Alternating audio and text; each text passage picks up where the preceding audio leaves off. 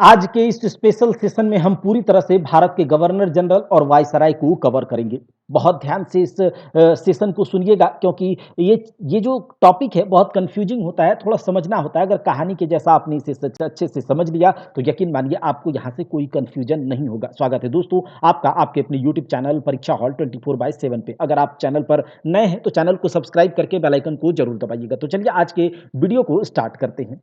आज के सेशन का टॉपिक क्या है? गवर्नर जनरल है। क्या है? Governor general. तो हम गवर्नर जनरल के सवाल को करने से पहले हमें गवर्नर और वायसराय के पीछे की कहानी को अगर हम समझ जाएंगे तो फिर हमसे सारे के सारे सवाल ऐसे ही हो जाएंगे। यही हमारा स्टाइल है और आप देखते होंगे कि यहां से सारे सवाल हो जाते हैं। अब देखिए क्या होता है। यहां पहला प्रश्न पूछा जाता है कि बंगाल के प्रथम गवर्नर जनरल कौन थे? बंगाल के प्रथम गवर्नर जनरल पूछा जा रहा है, ये ध्यान रखिएगा। रॉबर्ट क्लाइव नहीं मारना है। बंगाल के प्रथम गवर्नर जनरल वॉरेन हेस्टिंग्स थे। ठीक है, वॉरेन हेस्टिंग्स थे, याद रखिएगा। अच्छा, यहां पर क्या होता है कि जो भारत में किस प्रकार से अंग्रेज अपनी कंपनी व्यापार करने के उद्देश्य से ये लेकर के आया था और फिर उसके बाद धीरे धीरे इसने अपना यहाँ पर पैर पसारा और फिर धीरे धीरे व्यापारिक रूप से आया, आर्थिक रूप से आया, राजनीतिक और प्रशासनिक दोनों क्षेत्र में इसने हस्तक्षेप शुरू कर दिया और ये एक शक्तिशाली स्थिति में आ चुका था। कब? 1757 आते आते। ठीक है, 1757 के बाद ये भारतवर्ष में शक्तिशाली स्थिति में आ चुका था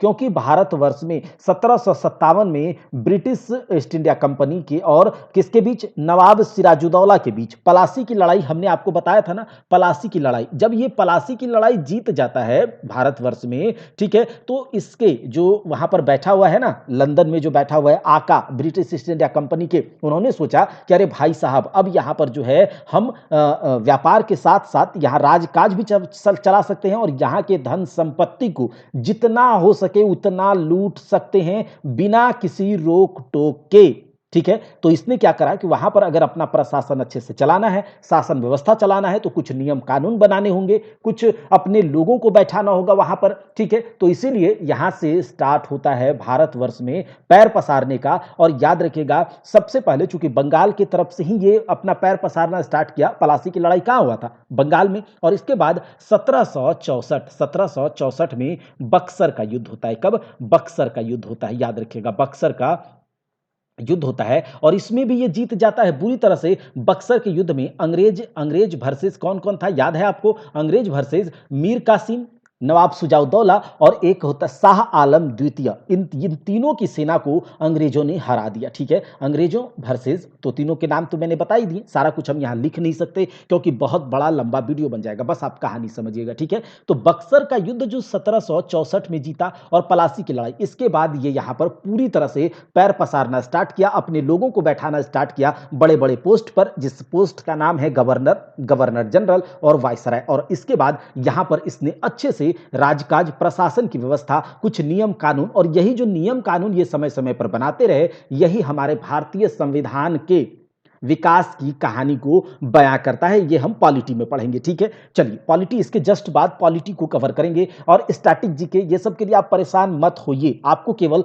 परीक्षा हॉल 24/7 को सपोर्ट करना है। क्या आप सपोर्ट करेंगे? अगर करना चाहते हैं, अप्रिशिएट करना चाहते हैं, तो कमेंट बॉक्स में आज हम आपके कमेंट को देखना चाहते हैं। चलिए, तो 1757 में पलासी की लड़ाई का जो हीरो था अंग्रेजों की ओर से, वो कौन था? Robert Clive. कौन था? Robert Clive. अब रॉबर्ट क्लाइव को क्या किया जाता है अंग्रेजों के द्वारा? आकाओं के द्वारा कहा जाता है कि तुम एक काम करो, तुम एक काम ये बात करो मेरे भाई साहब कि तुम जो है बंगाल में तुम जीते हो, तुम्हें मैं बंगाल का गवर्नर बना देता हूं। क्या? तुम्हें मैं बंगाल का गवर्नर बना देता हूं। रॉबर्ट क्लाइव से बोला कि तुम्हें मैं बंगाल का गवर्नर बना देता हूं, क्योंकि बंगाल में ही तुमने जीता पलासी की लड़ाई, तो बंगाल का गवर्नर। तो 1757 में जीतता है और 1757 से 60 तक बंगाल का गवर्नर बैठा बना रहता है आपका रॉबर्ट क्लाइव। और फिर 1760 में ये यहां से भागता है और फिर 1765 में इसे फिर से बुलाया जाता है। क्यों? क्योंकि बक्सर का जो युद्ध हुआ था, इस बक्सर के युद्ध में अंग्रेजों की ओर से नेतृत्व किसने करा था? हेक्टर मुनरो ने करा था। क्या आपको याद है? जी हां।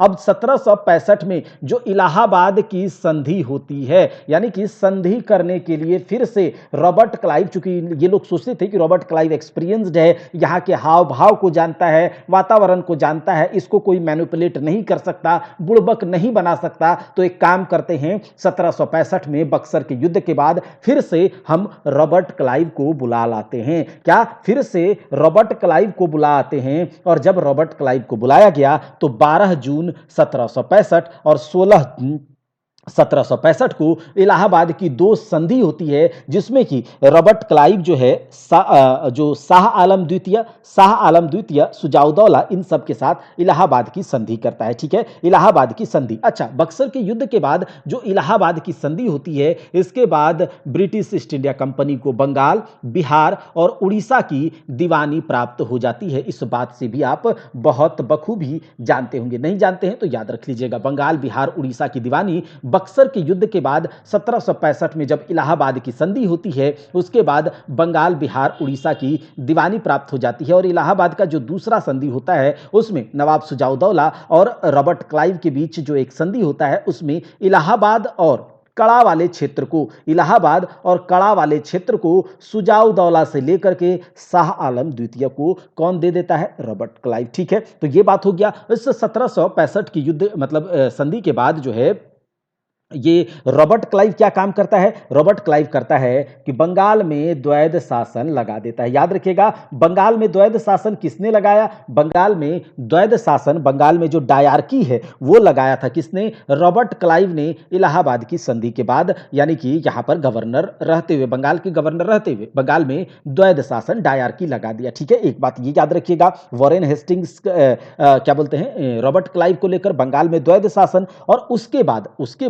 चूंकि इसको दीवानी मिल गया था, बंगाल, बिहार, उड़ीसा का दीवानी मिल गया था। ये यहां पर दीवानी का मतलब ये है कि यहां पर जितने भी पैसा कौड़ी को लेकर के जितना लूट सके, ये लूटने के लिए अपने आप को यहां स्वतंत्र कर लिया था। ठीक है, अब ये दीवानी मतलब रेवेन्यू कलेक्ट करने का काम केवल किसका था? अंग्रेजों का था। ठीक है, और प्रशासन करने का काम किसका? तो ये दे दिया था कि तुम लोग प्रशासन करो, हम जो है माल छापेंगे। ठीक है, तो बंगाल में द्वैध शासन और दीवानी जब प्राप्त हुआ, तो इसने क्या करा कि बंगाल के लिए याद रखिएगा, पूछ लिया जाता है, जो कि बंगाल में मोहम्मद रजा खान को, देखिए हम नाम नहीं लिखेंगे, आप सुनिएगा। ठीक है, मोहम्मद रजा खान, और बिहार में राजा सिताव राय को, दो उप दीवान, बंगाल में मोहम्मद रजा खान और बिहार में राजा सिताव राय को उप दीवान बनाया अपना। ठीक है, ये याद रखिएगा, किसने? तो रॉबर्ट क्लाइव ने। तो रॉबर्ट क्लाइव से क्या क्या याद रखना है आपको? ये याद रखना है कि इलाहाबाद की संधि के बाद बंगाल, बिहार, उड़ीसा की दीवानी के मिलना, बंगाल में द्वैध शासन का लगाना, और बंगाल में मोहम्मद रजा खान, और बिहार में राजा सिताव राय को अपना उप दीवान बनाया। किसने? तो ये बनाया था आपका रॉबर्ट क्लाइव ने। ठीक है, रॉबर्ट क्लाइव ने। अच्छा, इसने जो रॉबर्ट क्लाइव ने क्या करा था, ये भी याद रख लीजिएगा कि जो कंपनी के जो एम्प्लॉइज थे, उन्हें सख्त हिदायत इन्होंने दे दिया कि तुम्हें किसी भी प्रकार का गिफ्ट या फिर उपहार जो है इंडियन से नहीं लेना है। ठीक है, याद रखिएगा। उसके बाद यहां पर एक सोसाइटी फॉर ट्रेड, याद रखेंगे, सोसाइटी फॉर ट्रेड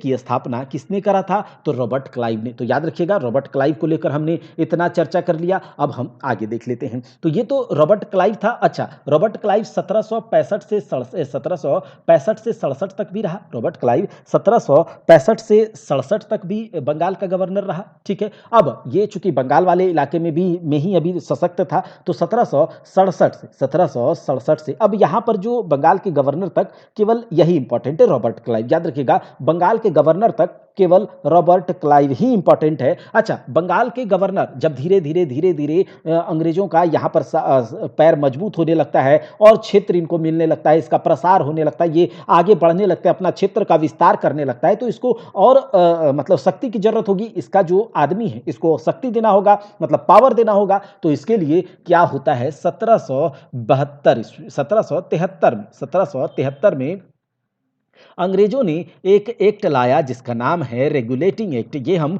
जब पॉलिटी पढ़ेंगे ना तो वहां पर डिटेल में देखेंगे, परेशान नहीं होना है, ठीक है। रेगुलेटिंग एक्ट, इसमें कहा कि देखिए अब हमारा क्षेत्र थोड़ा सा बढ़ गया है, अब हमारा क्षेत्र थोड़ा सा बढ़ गया है, तो जो हम बंगाल का गवर्नर है ना, इसको हम प्रोमोट करके क्या बोलेंगे, अब हम इसे बोलेंगे बंगाल का गवर्नर जनरल। क्या बोलेंगे? बंगाल का गवर्नर जनरल बोलेंगे। और इस बंगाल के गवर्नर जनरल को के अंदर हम मद्रास और बंबई को भी लाकर रख देंगे। मतलब इसके पावर को बढ़ाया गया क्योंकि इसका क्षेत्र बढ़ा, तो बंगाल का गवर्नर जनरल बना किस एक्ट के तहत? 1773 का रेगुलेटिंग एक्ट के तहत बंगाल का गवर्नर जनरल। तो ये तो आपको समझ में आ गया होगा। और बंगाल का गवर्नर कब बनाया गया था? 1757 में। 1757 से लेकर 1773 तक क्या रहता है? बंगाल का गवर्नर रहता है। अच्छा, इस पीरियड में हमको एक इंपॉर्टेंट आदमी का नाम याद रखना है, रॉबर्ट क्लाइव। और रॉबर्ट क्लाइव के बाद कुछ दो तीन हैं, जैसे कि वेरलेस्ट है,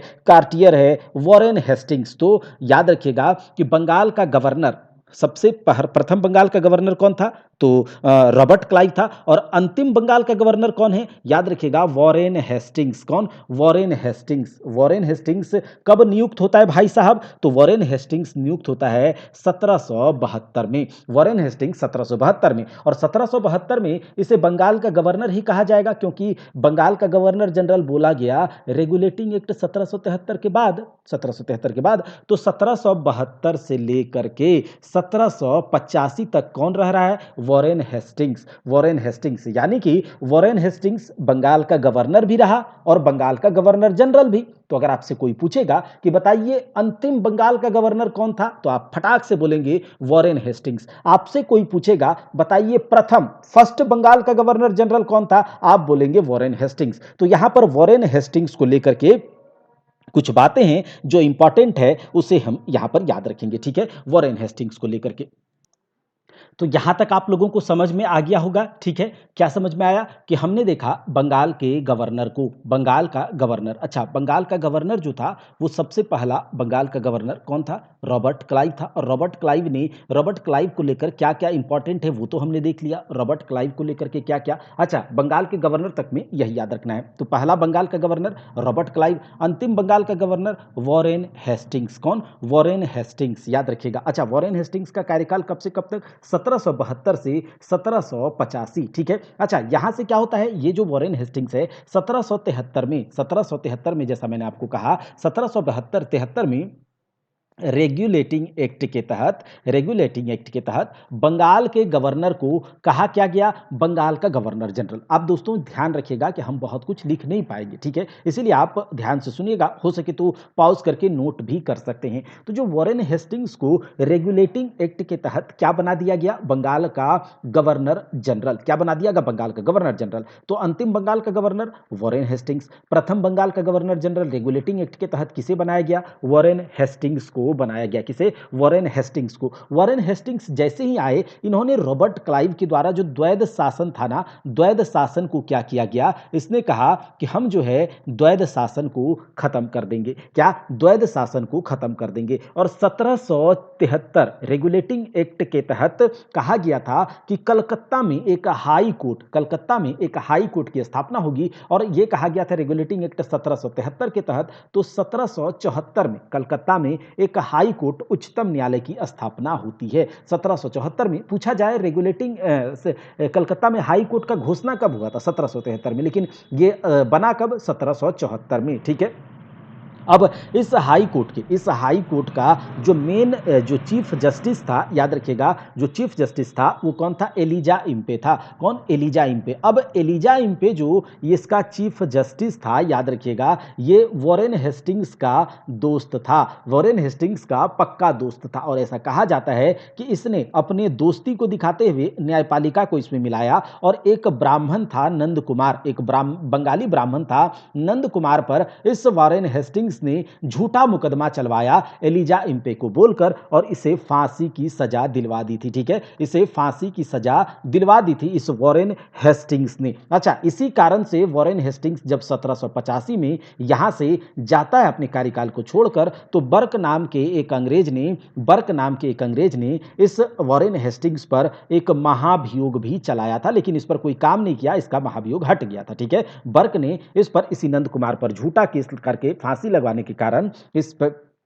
इस पर महाभियोग लगवाया था। समझ में आया? तो ये हम वॉरेन हेस्टिंग्स को देख रहे हैं। ठीक है, वॉरेन हेस्टिंग्स को। अच्छा, वॉरेन हेस्टिंग्स का कार्यकाल 1772 से 85। अब इसके बीच में क्या क्या होता है इसे थोड़ा सा ध्यान रखिएगा। वॉरेन हेस्टिंग्स ने अपना जो कहा जाता है जो खजाना था, जो राजकीय कोषागार था, तो उसको मुर्शिदाबाद से, चूंकि इससे पहले मुर्शिदाबाद ही बंगाल की राजधानी थी, तो मुर्शिदाबाद से हटाकर कोषागार को कलकत्ता कर दिया था। ठीक है, पूछा जाए तो बताइएगा। वॉरेन हेस्टिंग्स ने अपने कोषागार को मुर्शिदाबाद से हटाकर कलकत्ता लेकर चला गया। ठीक बात है। और वॉरेन हेस्टिंग्स के समय ही 1784 में पिट्स इंडिया एक्ट भी आता है। वॉरेन हेस्टिंग्स के समय ही 1784 में पिट्स इंडिया एक्ट आता है। ये भी आपको याद होगा, ये भी पता होगा। अच्छा, वो पिट्स इंडिया एक्ट की स्थापना में ऐसा कहा जाता है कि पिट्स इंडिया एक्ट का क्या बोलते हैं कि किस लिए इसे जाना जाता है, पिट्स इंडिया एक्ट क्यों इंपॉर्टेंट है? तो पिट्स इंडिया एक्ट के तहत यहां पर एक बोर्ड ऑफ कंट्रोल की भी स्थापना करी गई थी, कंपनी के देखरेख करने के लिए। बोर्ड ऑफ कंट्रोल यानी कि निदेशक मंडल की स्थापना पिट्स इंडिया एक्ट के तहत करी गई है। ये याद रखिएगा, निदेशक मंडल की स्थापना पिट्स इंडिया एक्ट के तहत करी गई है। और इस समय गवर्नर जनरल कौन था बंगाल का? वॉरेन हेस्टिंग्स था। अच्छा, वॉरेन हेस्टिंग्स के समय 1781 में एक मदरसा, कलकत्ता मदरसा की भी स्थापना होती है। वॉरेन हेस्टिंग्स के समय 1781 में कलकत्ता मदरसा की भी स्थापना होती है। ठीक बात है। और इसी के समय 1782 में बनारस में संस्कृत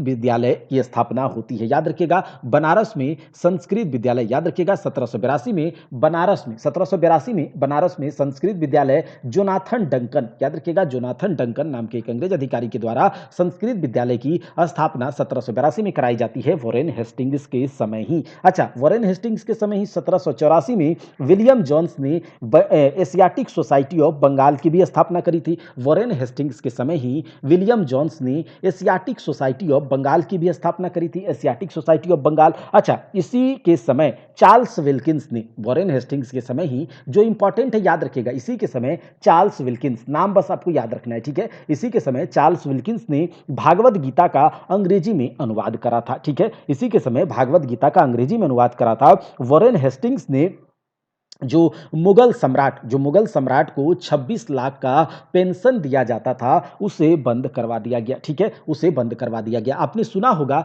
1780 में एक समाचार पत्र जो बंगाल गजट, ठीक है, बंगाल गजट कहा जाता है कि भारत का पहला समाचार पत्र था Bengal gazette. James Augustus Hicky ने 1780 में इस समाचार बंगाल गजट का पब्लिकेशन किया था। तो ये 1780 में कब? वॉरेन हेस्टिंग्स का समय था।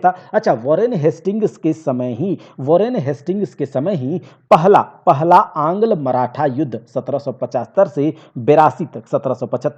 82 तक वॉरेन हेस्टिंग्स के समय फर्स्ट एंग्लो मराठा युद्ध होता है। ठीक है, और दूसरा एंग्लो मैसूर, देखिए दूसरा एंग्लो मैसूर युद्ध 1780 से 84 में होता है, जिसमें कि 1782 में ही हैदर अली की मौत हो जाती है। ठीक है, हैदर अली की मौत हो जाती है और 1782 के बाद इस युद्ध को, इस या फिर मैसूर को कौन संभालता है? उसका लड़का, हैदर अली का लड़का टीपू सुल्तान। ठीक है, और टीपू सुल्तान जो है, उसके बाद ये जो दूसरा एंग्लो मैसूर युद्ध होता है, यहां पर मंगलौर की संधि के बाद ये युद्ध समाप्त होता है 1784 में।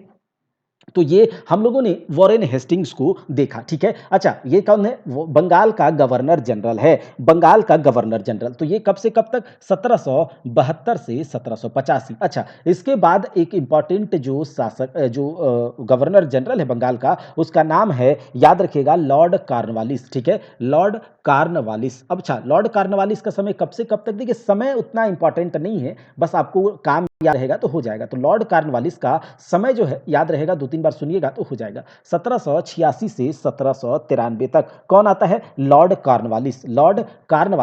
लॉर्ड कॉर्नवालिस 1786 से 1793 तक कौन रहता भैया? Lord Cornwallis. अच्छा, लॉर्ड कॉर्नवालिस को लेकर क्या-क्या इंपॉर्टेंट है तो सुनिए ध्यान से, हम बोल रहे हैं, ठीक है? बहुत लिखने में बहुत टाइम जाएगा। देखिए अभी 19-20 मिनट हो चुका है, ठीक है? चलिए, लॉर्ड कॉर्नवालिस को भारत में पुलिस सेवा का जन्मदाता कहा जाता है, सिविल सेवा का जन्मदाता कहा जाता है, ठीक है? 1793 में लॉर्ड कॉर्नवालिस ने अस्थाई बंदोबस्त की व्यवस्था करी थी। अस्थाई बंदोबस्त, इस अस्थाई बंदोबस्त में क्या होता था? अस्थाई का मतलब परमानेंट और बंदोबस्त का मतलब सेटलमेंट। अब ये बंदोबस्त जो था ये जमींदारों के साथ किया जाता था कि तुम्हें क्या करना है कि जो भूमि का जो राजस्व होता है, जो लैंड रेवेन्यू होता है, वो तुम्हें किसानों से वसूलना है।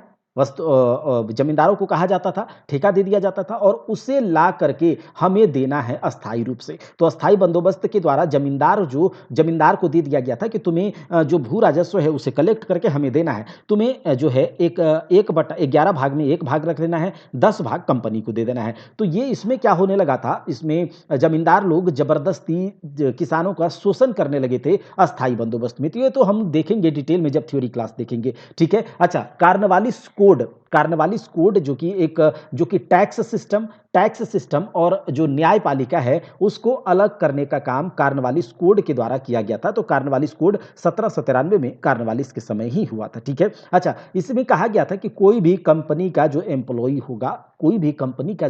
होगा वो पर्सनल या फिर कोई अपने व्यापारिक क्या बोलते हैं, व्यक्तिगत व्यापार नहीं कर सकता है, ठीक है? व्यक्तिगत व्यापार नहीं कर सकता है। और याद रखिएगा कॉर्नवालिस को लेकर के कि इसकी समाधि जो है गाजीपुर में। पूछा जाता है कि बताइए कौन से अंग्रेज अधिकारी या फिर कहा जाए गवर्नर जनरल का समाधि भारतवर्ष में है? तो याद रखिएगा लॉर्ड कॉर्नवालिस का और कहां पर गाजीपुर में, ठीक है? तो देखिए कॉर्नवालिस को लेकर क्या-क्या याद रखना है? एक तो आपको कि ये पुलिस और सिविल सेवा का जन्मदाता कहा जाता है, अस्थायी बंदोबस्त, कॉर्नवालिस कोड, व्यक्तिगत व्यापार पर इसने प्रतिबंध लगा दिया था और समाधि इसकी कहाँ पर है? तो इसकी समाधि है गाजीपुर में, ठीक? लॉर्ड कॉर्नवालिस के बाद ये हम देख रहे हैं भारत के बंगाल के गवर्नर जनरल को, ठीक है? बंगाल के गवर्नर जनरल। तो बंगाल का गवर्नर जनरल कब से कब तक रहता है पोस्ट? तो याद रखिएगा 1773 के रेगुलेटिंग एक्ट से लेकर 1833 का जो गवर्नमेंट ऑफ इंडिया एक्ट है, भारत शासन अधिनियम, इस समय तक चलता है बंगाल का गवर्नर जनरल ही।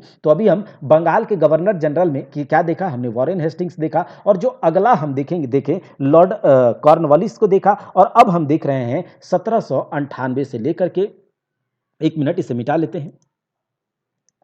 अब जो अगला इंपॉर्टेंट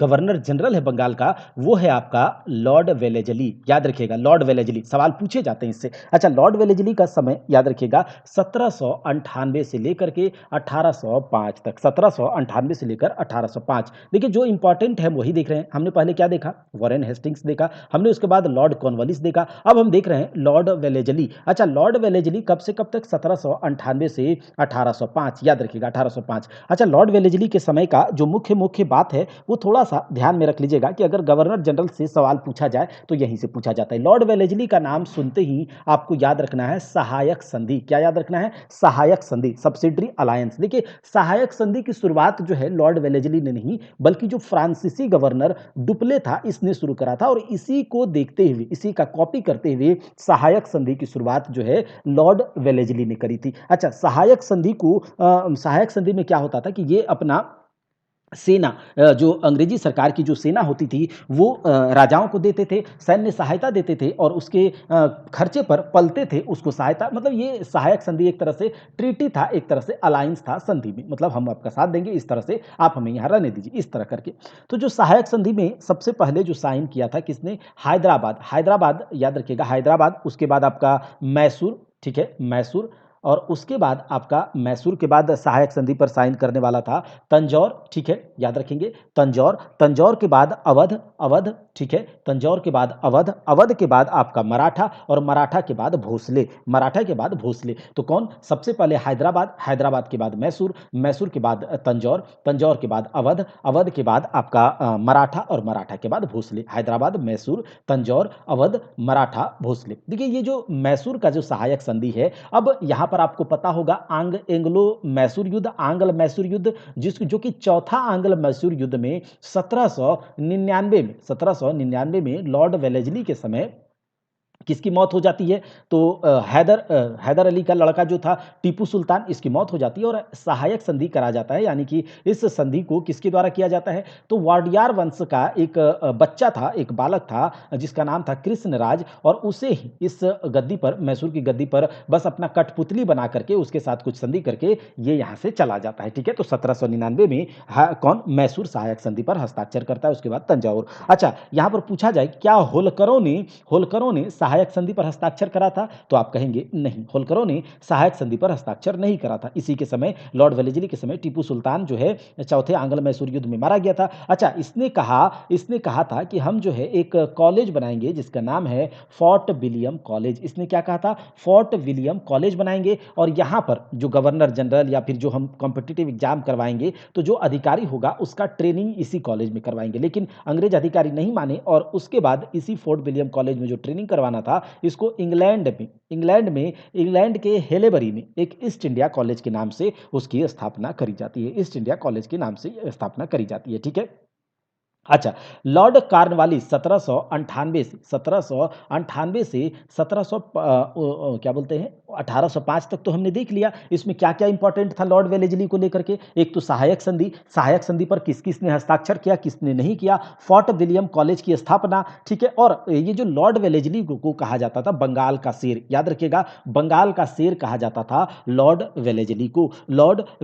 अच्छा देखिए, लॉर्ड वेलेस्ली 1805 में इसका जब कार्यकाल खत्म होता है तो इसके जस्ट बाद फिर से लॉर्ड कॉर्नवालिस जो है यहां पर आता है। ठीक है, लेकिन बस कुछ ही दिन ये यहां पर इसका कार्यकाल रहता है और इसका मौत हो जाता है। ठीक है, इसका मौत हो जाता है। तो हमने क्या देखा? हमने देखा लॉर्ड वारेन हेस्टिंग्स देखा, हमने देखा लॉर्ड कॉर्नवालिस, हमने देखा लॉर्ड वेलेस्ली। अब हम देखते हैं एक लॉर्ड मिंटो प्रथम। अब लॉर्ड मिंटो फर्स्ट का क्या क्या इंपॉर्टेंट चीज है, याद रखिएगा। लॉर्ड मिंटो फर्स्ट का जो इंपॉर्टेंट बातें हैं, सबसे पहले की 1809 में, आपको याद है 1809 में महाराजा रंजीत सिंह के साथ एक सहायक संधि होती है। महाराजा रंजीत सिंह के साथ अमृतसर की संधि, आपको मैंने बताया था ना, 25 अप्रैल 1809 को अब जो महाराजा रंजीत सिंह के साथ अंग्रेजों की अमृतसर की जो संधि होती है 25 अप्रैल 1809 को, ये किस अंग्रेज अधिकारी के शासनकाल के समय? तो वो वही होता है मिंटो प्रथम, जिसका कि शासनकाल कार्यकाल होता है 1807 से 1813। बस आपको ये याद रखना है कि इस समय लॉर्ड मिंटो प्रथम का कार्यकाल था, और इसी के समय में अंग्रेजों और महाराजा रंजीत सिंह के बीच 1809 में अमृतसर की संधि होती है। अच्छा, इस संधि से पहले 25 अप्रैल 1809 को जो अमृतसर की संधि होती है, इस संधि से पहले लॉर्ड मिंटो फर्स्ट ने महाराजा रंजीत सिंह के पास चार्ल्स मेटकॉफ को भेजा था, जो आगे चल करके चार्ल्स मेटकॉफ जो है आगे चल के जो गवर्नर जनरल बनते हैं। तो ये हम आगे देखेंगे। तो ये बात बस इतना याद रखिएगा कि 1807 से 1813 में किसका शासनकाल? Lord Minto first. और लॉर्ड मिंटो फर्स्ट को लेकर क्या क्या इंपॉर्टेंट बातें हैं? एक तो सहायक अमृतसर की संधि, एक तो आपका अमृतसर की संधि, और दूसरा 1813 में एक चार्टर एक्ट, 1813 का चार्टर एक्ट जो पास होता है वो लॉर्ड मिंटो फर्स्ट के समय ही। और जो 1813 का चार्टर एक्ट है वो किस लिए इंपॉर्टेंट है कि इस चार्टर एक्ट में कहा गया था कि जो ब्रिटिश ईस्ट इंडिया कंपनी है इसका व्यापारिक एकाधिकार समाप्त कर दिया जाता है। यानी कि पहले अंग्रेज ही आकर के, यानी कि ब्रिटिश ईस्ट इंडिया कंपनी ही केवल ब्रिटेन से आकर यहां पर व्यापार कर सकते हैं, लेकिन इस एक्ट में 1813 के चार्टर एक्ट, जब लॉर्ड मिंटो फर्स्ट का कार्यकाल था, उस समय कहा गया कि अब जो है ब्रिटेन से और कोई भी कंपनी यहां पर आकर व्यापार कर सकता है, व्यापारिक अधिकार इसका छीना जाता है। लेकिन हां, अभी भी हम इसके कुछ राइट्स को रखते हैं कि चीन के साथ व्यापार और चीन के साथ चाय का व्यापार, ये सब, और एक अफीम का, चीन के साथ व्यापार, चाय का व्यापार और अफीम का व्यापार, इन सब का एकाधिकार अभी भी ईस्ट इंडिया कंपनी को ही दिया गया। ठीक है, यानी कि ईस्ट इंडिया कंपनी का सारा व्यापार एकाधिकार तो छीन लिया गया, मतलब हटा दिया गया, लेकिन चीन के साथ व्यापार, चाय के साथ व्यापार और अफीम का व्यापार जो है, चाय का व्यापार, अफीम का, ये सब का एकाधिकार अभी भी ईस्ट इंडिया कंपनी के पास था 1813 के चार्टर एक्ट में। ठीक है, ये बात याद रखिएगा 1813 के चार्टर एक्ट को लेकर के। तो ये तो हो गया मिंटो प्रथम 7 से 13। अब उसके बाद एक है इंपॉर्टेंट 13 से 23 तक, बहुत इंपॉर्टेंट है, बहुत बार एग्जाम में सवाल इससे पूछा जाता है। चलिए एक बार रिवाइज कर लेते हैं। हम अभी देख रहे हैं बंगाल के गवर्नर जनरल को। बंगाल का गवर्नर में तो आपको केवल रॉबर्ट क्लाइव ही याद रखना है। बंगाल के गवर्नर जनरल में सबसे पहले कौन था भाई? वॉरेन हेस्टिंग्स था। सबसे पहले वॉरेन हेस्टिंग्स था। अच्छा, वॉरेन हेस्टिंग्स के बाद हमने क्या देखा? वॉरेन हेस्टिंग्स के बाद हमने लॉर्ड कॉर्नवालिस को देखा, जो इंपॉर्टेंट है। उसके बाद लॉर्ड वेलेजली को देखा। उसके बाद लॉर्ड वेलेजली के बाद लॉर्ड मिंटो फर्स्ट को देखा, लॉर्ड मिंटो फर्स्ट को। अब हम देखेंगे लॉर्ड मिंटो फर्स्ट, जो कि शासनकाल इसका 1807 से 13 तक, लॉर्ड वेलेजली का शासनकाल 1798 से 1805 तक, ठीक है। लॉर्ड कॉर्नवालिस था 1786 से 1793 और वॉरेन हेस्टिंग्स 1772 से 85। एक बार जब बार बार आप इसे बोलिएगा, समझिएगा, सुनिएगा तो आपको कोई परेशानी नहीं होगी। अब लॉर्ड मिंटो फर्स्ट के बाद जो इंपॉर्टेंट है, जहां से प्रश्न पूछा जाएगा, वो है आपका लॉर्ड हेस्टिंग्स। देखिए, एक वॉरेन हेस्टिंग्स था, ये नहीं, ये अलग है, और लॉर्ड हेस्टिंग्स जिसका कार्यकाल कब से कब तक? तो याद रखिएगा 1813 से लेकर 23 तक। लॉर्ड हेस्टिंग्स का कार्यकाल 1813 से 1823। अब इसके बीच में क्या क्या इंपॉर्टेंट घटना है वो याद रखिएगा। एक तो आपका आंग्ल नेपाल युद्ध। अच्छा, आंग्ल नेपाल युद्ध कब से कब तक? तो 14 से 16 तक, 1814 से 16 आंग्ल नेपाल युद्ध। और आंग्ल नेपाल वॉर का जो समाप्ति किस संधि से होता है? तो संगोली की संधि। याद रखिएगा, संगोली की संधि के साथ आंग्ल नेपाल युद्ध का समाप्ति होता है। किसके समय? लॉर्ड हेस्टिंग्स के समय। तो लॉर्ड हेस्टिंग्स का सबसे पहला बात आपको क्या याद रखना है? 1813 से 23, और इस समय होता है 1814 से 16 में आंग्ल नेपाल युद्ध। और आंग्ल नेपाल युद्ध की जो समाप्ति होती है वो संगोली की संधि के साथ होती है, ठीक है। अच्छा, लॉर्ड हेस्टिंग्स के समय ये देखिए पिंडारी एक तरह के लुटेरे थे। याद रखिएगा, पिंडारियों का दमन। याद रखिए किससे? पिंडारियों का दमन अगर आपको बोला जाए तो आपको क्या याद रखना है? लॉर्ड हेस्टिंग्स 1813 से 23। पिंडारियों का दमन किसके शासनकाल के समय, किसके समय हुआ? तो लॉर्ड हेस्टिंग्स के समय। ये एक प्रकार का एक लुटेरों का एक दल था जिसमें हिंदू मुसलमान सब थे और काली माता का ये पूजा करते थे, ठीक है। तो लॉर्ड हेस्टिंग्स के बारे में क्या देखा? एक तो आपका आंग्ल नेपाल युद्ध, पिंडारियों का दमन, ठीक है। और उसके बाद याद रखिएगा कि जो 1822 में एक टेनेंसी एक्ट, जो काश्तकारी अधिनियम होता है ना, कि टेनेंसी एक्ट या काश्तकारी अधिनियम, याद रखिएगा, काश्तकारी अधिनियम किसके समय आया था? काश्तकारी अधिनियम 1822 में लॉर्ड हेस्टिंग्स के समय। जो बातें इंपॉर्टेंट है वही याद रखना है, बहुत सारी चीजें हुई थी। तो 1822 में काश्तकारी अधिनियम। देखिए, काश्तकारी अधिनियम ना एक तरह से कॉन्ट्रैक्ट फार्मिंग था, जिसमें कि कॉन्ट्रैक्ट दिया जाता था किसानों को, कुछ पैसे दिया जाते थे, आप खेती कीजिए, हम आपसे ये पैसा मतलब हम आपसे ये फसल लेंगे, आपको मुनाफा देंगे, इस तरह का था। लेकिन इसका उल्टा होता था, बहुत किसान इसमें सफर भी किए, शोषित हुए इसमें। तो काश्तकारी अधिनियम किसके समय? लॉर्ड हेस्टिंग्स के समय। आंग्ल नेपाल युद्ध, संगोली की संधि, पिंडारियों का दमन होता है, ठीक है।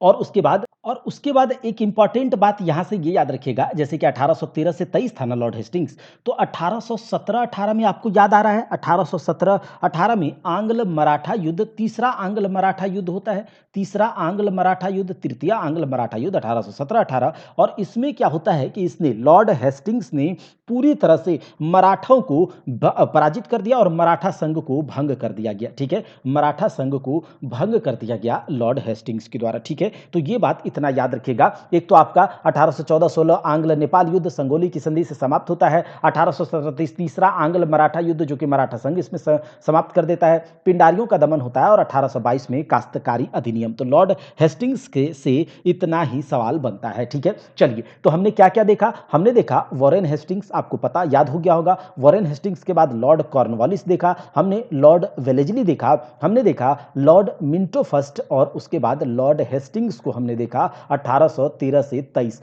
तो ये क्या हमने देखा? हमने देखा अभी तक बंगाल का गवर्नर और बंगाल का गवर्नर जनरल। क्या देखा? बंगाल का गवर्नर और बंगाल का गवर्नर जनरल। अब हम देखेंगे आगे जो इंपॉर्टेंट है भारत का गवर्नर जनरल। उससे पहले हम सवाल को देख लेते हैं, ठीक है।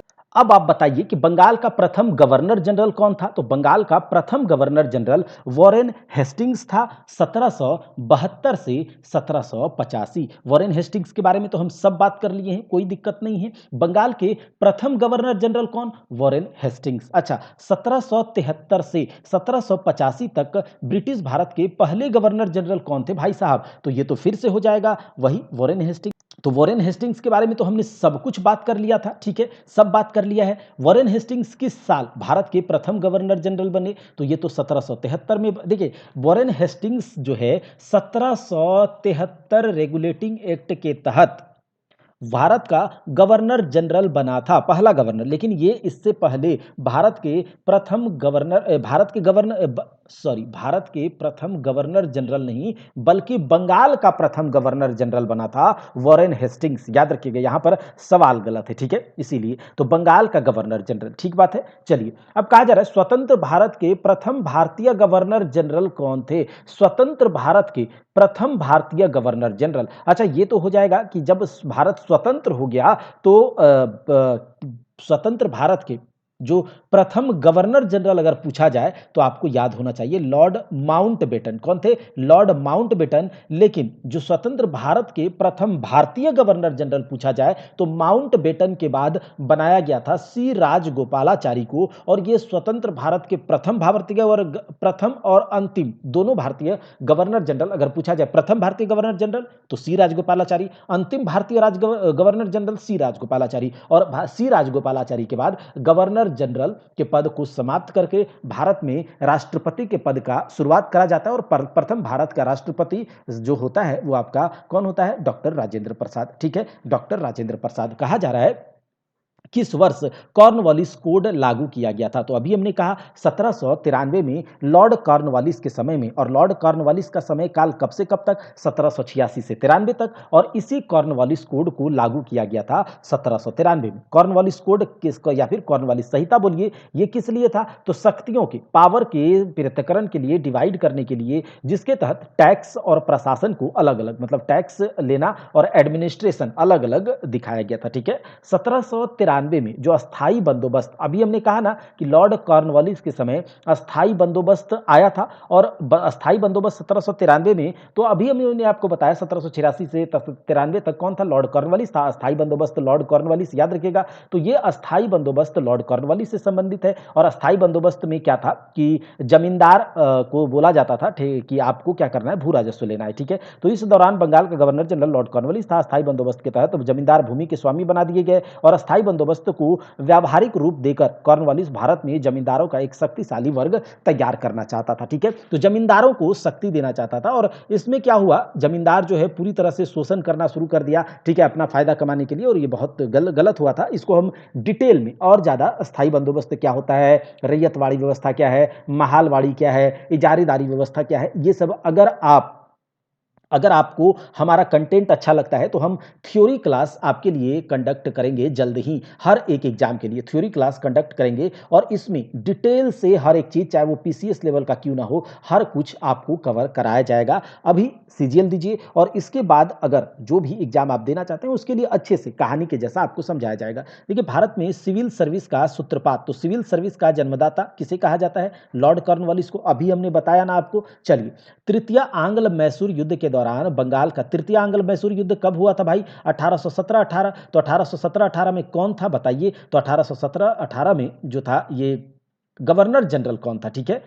ये 1817 में तीसरा आंग्ल मराठा युद्ध हुआ था, ठीक है। ये हमने मैसूर ध्यान से नहीं रहा। तीसरा आंग्ल मराठा युद्ध हुआ था 1817-18 में। तीसरा आंग्ल मैसूर युद्ध यहां पर पूछा जा रहा है, ठीक है। तीसरा आंग्ल मैसूर युद्ध जो हुआ था वो हुआ था आपका 1790-92 में। कब हुआ था? 1790-92 में तीसरा आंग्ल मराठा युद्ध हुआ था, सॉरी आंग्ल मैसूर युद्ध हुआ था। तो 1790-92 में कौन था गवर्नर जनरल बंगाल का? तो ये तो लॉर्ड कॉर्नवालिस था, आपको पता है ना। लॉर्ड कॉर्नवालिस तीसरे आंग्ल मैसूर के समय गवर्नर जनरल कौन था? तो ये था आपका लॉर्ड कॉर्नवालिस। और इस तीसरे आंग्ल मैसूर युद्ध का जो समाप्ति होता है किस संधि के साथ, तो श्रीरंगपट्टनम की संधि के साथ तीसरे आंग्ल मैसूर युद्ध का क्या होता है, समाप्ति होता है श्रीरंगपट्टनम की संधि के साथ। ठीक है, अच्छा इस संधि में क्या होता है, कहा जाता है कि टीपू सुल्तान को अंग्रेजों ने कहा कि तुम्हें 3 करोड़ रुपये देना होगा फाइन, हर जाना, तुमने हमसे लड़ाई करी है, हमारा जो भी यहाँ पर क्या बोलते हैं संधि हम कर रहे हैं, हमारा जो भी यहाँ पर जो घाटा वगैरह लगा है, जो लॉस हुआ है, उस लॉस को तुम्हें भरपाई करना होगा, 3 करोड़ रुपए देना होगा, और हम तब तक तुम्हारा बेटा को, 2 बेटे थे टीपू सुल्तान के, उसको उठा कर लेके जाता है कि जब तक तुम 3 करोड़ नहीं दोगे ये दोनों बेटे तुम्हारे हमारे कब्जे में रहेंगे। तो ये हुआ तीसरा आंग्ल मैसूर युद्ध में श्रीरंगपट्टनम की संधि। और वो कब कब होता है, तो लॉर्ड कॉर्नवालिस था उस समय। कौन था, लॉर्ड कॉर्नवालिस था। ठीक है, अब देखिए स्वतंत्रता के पूर्व काल के प्रथम वायसराय और गवर्नर जनरल कौन थे, तो लॉर्ड कैनिंग। अब हम देखिए प्रथम जो भारत का बंगाल का गवर्नर जनरल, बंगाल का गवर्नर जनरल और बंगाल के गवर्नर तक हमने कवर कर लिया। अब यहां पर देखिए वायसराय को लेकर है, तो अब हम चलते हैं वायसराय और भारत के गवर्नर जनरल को की चर्चा करते हैं। ठीक है, फिर उसके बाद सवाल पर आएंगे, तो आप सारे के सारे सवाल के जवाब दे दीजिएगा। ठीक है, तो अभी तक हमने थ्योरी में क्या क्या देख लिया, अभी तक हमने थ्योरी में देख लिया बंगाल का गवर्नर और बंगाल का गवर्नर जनरल। बंगाल के गवर्नर जनरल में इंपॉर्टेंट हमने आपको क्या क्या बताया, हमने बताया वॉरेन हेस्टिंग्स, हमने बताया लॉर्ड कॉर्नवालिस, हमने बताया लॉर्ड वेलेजली, हमने बताया लॉर्ड मिंटो फर्स्ट, हमने बताया लॉर्ड मिंटो फर्स्ट के बाद हमने आपको बताया लास्ट में कि एक तो वॉरेन हेस्टिंग्स हो गया, लॉर्ड कॉर्नवालिस हो गया, लॉर्ड वेलेजली हो गया, लॉर्ड मिंटो फर्स्ट हो गया, और उसके बाद लॉर्ड हेस्टिंग्स हो गया 1813 से 23 तक। ठीक है, इतना हमने आपको बताया। और उसके बाद 1833 में 1833 का जो चार्टर एक्ट आता है ना, 1833 का जो चार्टर एक्ट आता है, इसमें कहा जाता है कि अब हमारा क्षेत्र और विस्तार हो चुका है इसका, तो अब हम बंगाल का गवर्नर जनरल को, बंगाल के गवर्नर जनरल को क्या कहेंगे, भारत का गवर्नर जनरल। क्या कहेंगे, भारत का गवर्नर जनरल कहेंगे। याद रखिएगा 1833 के चार्टर एक्ट में कहा गया कि बंगाल के गवर्नर जनरल को भारत का गवर्नर जनरल कहा जाएगा। चूंकि 1833 में कौन यहां का गवर्नर जनरल रहता है, विलियम बेंटिक। विलियम बेंटिक, अच्छा विलियम बेंटिक का जो शासन काल रहता है, याद रखिएगा 1828 से 1835 तक रहता है। कब से कब तक,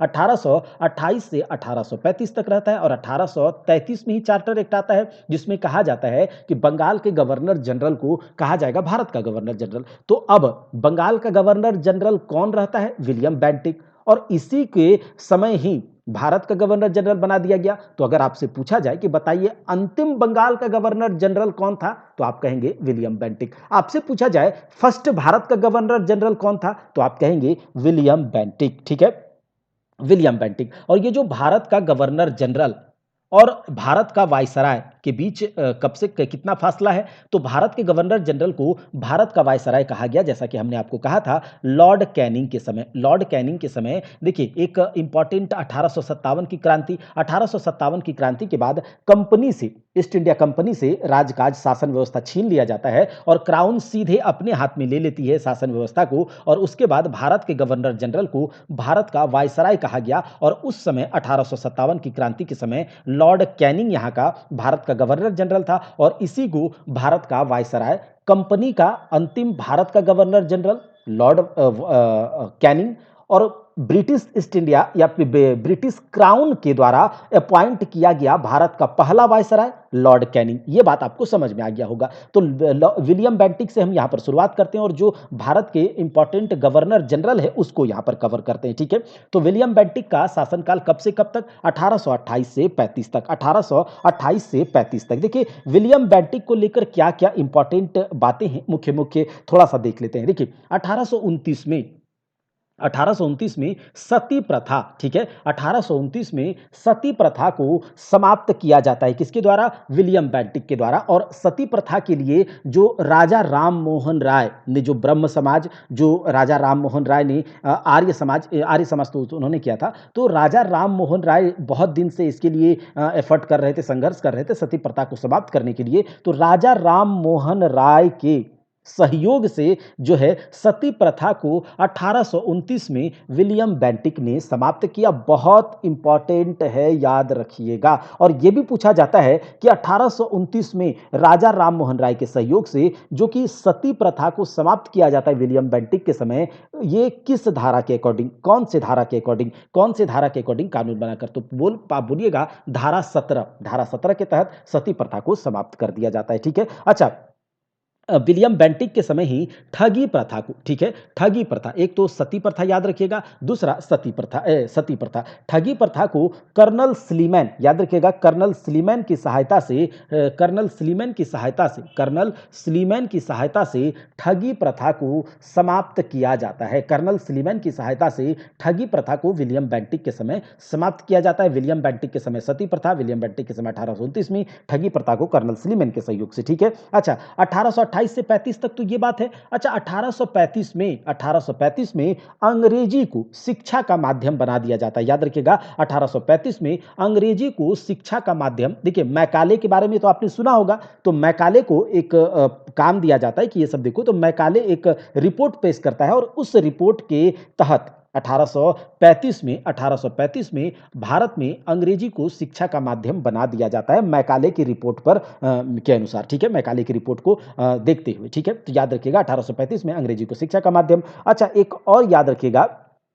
कि 1831 में विलियम बेंटिक ने मैसूर को, 1831 में विलियम बेंटिक ने मैसूर को, और 1834 में कुर्ग, ये पूछा जाता है एग्जाम में, कुर्ग और एक आपका मध्य कचेर होता है। ठीक है, मध्य कचेर, कुर्ग और मध्य कचेर, तो 1834 में विलियम बेंटिक ने कुर्ग और मध्य कचेर को हड़प लिया, 1831 में मैसूर को हड़प लिया। तो ये 1828 से 1835 विलियम बेंटिक भारत का प्रथम गवर्नर जनरल और बंगाल का लास्ट गवर्नर जनरल। कौन? William Bentinck. कौन कौन से काम हुए इंपॉर्टेंट हमने देख लिया। एक और इंपॉर्टेंट काम यहां पर है कि जो, चलिए ये इतना ही आपको ध्यान रखना है। चलिए, अब इसके बाद होता है चार्ल्स मेटकॉफ। तो विलियम बेंटिक जो है 1828 से 1835, और अगला जो आता है आपका चार्ल्स मेटकॉफ आता है। याद रखिएगा, चार्ल्स मेटकॉफ। ठीक है, चार्ल्स मेटकॉफ। और ये जो चार्ल्स मेटकॉफ था, इसके बारे में हमने आपको बताया था ना, 1809 में मध्यस्थता करने के लिए, जो मीडिएशन करने के लिए पहले महाराजा रंजीत सिंह के पास मिंटो प्रथम ने 1809 में चार्ल्स मेटकॉफ को भेजा था। और चार्ल्स मेटकॉफ अब जाकर के 1835 में भारत का गवर्नर जनरल बनता है। और इसका शासनकाल बहुत छोटा रहता है, बहुत सारी बात इसमें नहीं है इंपॉर्टेंट। बस एक बात है कि इसने भारतीय प्रेस के ऊपर जो भी कंट्रोल लगाए गए थे, जो भी अंकुश लगाया गया था, उसको हटाया। और चार्ल्स मेटकॉफ को भारतीय प्रेस का मुक्तिदाता कहा जाता है। ये इंपॉर्टेंट है कि भारतीय प्रेस का मुक्तिदाता किसे कहा जाता है? भारतीय प्रेस का मुक्तिदाता चार्ल्स मेटकॉफ को कहा जाता है। ठीक है, चार्ल्स मेटकॉफ को कहा जाता है। उसके बाद 1836 से 42 क्या, एक तो आपने क्या देखा, विलियम बेंटिक, उसके बाद चार्ल्स मेटकॉफ। अब याद रखिएगा, चार्ल्स मेटकॉफ के बाद याद रखेंगे क्या, चार्ल्स मेटकॉफ के बाद याद रखिएगा लॉर्ड ऑकलैंड। क्या याद रखिएगा? Lord Auckland. ठीक है, लॉर्ड ऑकलैंड। तो 1836 से 42, और याद रखिएगा 1836 से 42 किसका शासनकाल? तो लॉर्ड ऑकलैंड का। और इसी के शासनकाल के समय 1838 से 42 तक युद्ध होता है, आंग्ल अफगान युद्ध। पहला आंग्ल अफगान युद्ध जो होता है लॉर्ड ऑकलैंड के समय होता है, और अंग्रेज को इसमें बहुत ज्यादा नुकसान उठाना पड़ता है। ठीक है। अच्छा, 1839 में, 1839 में कलकत्ता से पेशावर तक जीटी रोड का, जो कि जीटी रोड का निर्माण होता है इसी के शासनकाल के समय में। 1839 में लॉर्ड ऑकलैंड के समय, 1839 में लॉर्ड ऑकलैंड के समय कोलकाता से पेशावर तक जीटी रोड का निर्माण होता है। ठीक है, अब ये तो 36 से 42 हो गया। अब आप याद रखिएगा किसके बारे में? लॉर्ड एलन बरो 1842 से 44 लॉर्ड एलन बरो। और इस समय का जो इंपॉर्टेंट बात है, इसके समय का, एक दास प्रथा को समाप्त किया गया। किसके समय? लॉर्ड एलन बरो के समय, 1842 से 44 दास प्रथा को समाप्त किया गया। सती प्रथा, ठगी प्रथा, किसके किस काल में? तो विलियम बेंटिक के काल में सती प्रथा और ठगी प्रथा 1829 में सती प्रथा और ठगी प्रथा उस समय। अच्छा, पिंडारियों का दमन जो होता है वो किसके शासनकाल में हुआ था? तो ये आप कमेंट बॉक्स में बताइएगा। चलिए, तो दास प्रथा का अंत जो है किसके शासनकाल में? Lord Ellenborough. अब इंपॉर्टेंट, सबसे इंपॉर्टेंट जो बंगाल का भारत का गवर्नर जनरल, एक तो हमने विलियम बेंटिक देखा, और विलियम बेंटिक के बाद जो सबसे बड़ा ज्यादा काम जो लॉर्ड डलहौजी, ठीक है, क्या किसका याद रखिएगा? लॉर्ड डलहौजी। और डलहौजी का शासनकाल कब से कब तक? डलहौजी का काल कब से कब तक? तो याद रखिएगा, डलहौजी का काल होता है 1848 से 56। 1848 से 56 डलहौजी है भाई। और डलहौजी को लेकर के क्या क्या इंपॉर्टेंट चीजें हैं याद रखने लायक, ठीक है? तो डलहौजी को लेकर बहुत सारी बातें हैं जो कि याद रखने को है। एक तो आपका लॉर्ड डलहौजी कब से कब तक था? 1848 से 1856। तो ध्यान से सुनिएगा, इसी के समय दूसरा आंग्ल सिख युद्ध, 1848-49, ठीक है, ये होता है। और इसने इसने पंजाब को अंग्रेजी राज्य में मिला लिया, ठीक है, पंजाब को अंग्रेजी राज्य में लॉर्ड डलहौजी के समय, ठीक है, लॉर्ड डलहौजी का शासनकाल कब से कब तक? 48 से 56। अगर आपको ये याद है तो अब हम देखते हैं एक एक चीज करके। देखिए, दूसरा आंग्ल सिख युद्ध जो होता है 48-49 में, इसके बाद अंग्रेजी राज्य में पंजाब को मिला लिया गया। उसके बाद इसी के शासनकाल में 1852 में क्या होता है? दूसरा आंग्ल बर्मा युद्ध होता है, ठीक है, दूसरा आंग्ल बर्मा युद्ध, ठीक है, याद रखिएगा, आंग्ल बर्मा युद्ध, ठीक है, आंग्ल बर्मा युद्ध, दूसरा आंग्ल बर्मा युद्ध जो है 1852 में, इसी के शासनकाल में, लॉर्ड डलहौजी के शासनकाल में, ठीक है। इसने एक व्यापगत का सिद्धांत, हड़प की नीति, डॉक्ट्रिन ऑफ लैप्स का भी शुभारंभ किया था। शुभारंभ क्या करेंगे, इसने आरंभ करा था, शुभारंभ तो था नहीं, ठीक है, कुआरंभ था। तो व्यापगत का सिद्धांत यानी कि हड़प की नीति, डॉक्ट्रिन ऑफ लैप्स किसके शासनकाल में? तो याद रखिएगा, डलहौजी के शासनकाल में व्यापगत का सिद्धांत। और व्यापगत के सिद्धांत के तहत कहा जाता था देशी रियासतों को कि अगर आपका कोई अपना संतान नहीं है तो आप गोद नहीं ले सकते, अगर आप गोद लेंगे तो उसे हम नहीं मानेंगे। तो व्यापगत का सिद्धांत, और हम उसे हड़प लेंगे, ठीक है, हड़प लेंगे। समझ में आया? अब उसके बाद देखिए, इसके ये तो हड़प की नीति हो गई। उसके बाद पहला रेलवे लाइन का निर्माण, लॉर्ड डलहौजी 1853। पहली रेलवे लाइन का निर्माण लॉर्ड डलहौजी 1853, याद रखिएगा, ठीक है, पहला रेलवे लाइन का निर्माण लॉर्ड डलहौजी 1853। इतना अगर आपको याद है तो चलिए हम आगे चलते हैं। 1853 पहला लॉर्ड डलहौजी का रेलवे का निर्माण 1853 में, ठीक है। अब उसके बाद एक याद रखिएगा, चार्ल्स वुड का वुड डिस्पैच 1854 में वुड डिस्पैच, क्या याद रखेंगे? चार्ल्स वुड का वुड डिस्पैच। और ये जो वुड डिस्पैच रिपोर्ट था, ये किससे संबंधित है? शिक्षा से संबंधित है। किससे संबंधित? शिक्षा से संबंधित है। याद रखिएगा, पूछा जाता है कि वुड डिस्पैच किससे संबंधित है? शिक्षा से। कब आया? 1854 में। किसके समय में? तो ये आया था लॉर्ड डलहौजी के समय में, लॉर्ड डलहौजी के समय में, ठीक है। अच्छा, सबसे पहले डाक टिकट का प्रचलन जो है सबसे पहले किसके शासनकाल में? लॉर्ड डलहौजी के शासनकाल में। लॉर्ड डलहौजी के शासनकाल में ही अवध का शासक कौन था? लास्ट शासक वाजिद अली शाह। वाजिद अली 1856 में उस पर कुशासन का आरोप लगाकर अवध को हड़प लिया गया। और व्यापगत का सिद्धांत या फिर हड़प की नीति से इसने कौन कौन से राज्य को हड़पा है भाई साहब? तो देखिए, व्यापगत की नीति से, हड़प की सिद्धांत से, डॉक्ट्रिन ऑफ लैप्स से इसने कौन कौन से राज्य हड़पे थे? तो याद रखिएगा,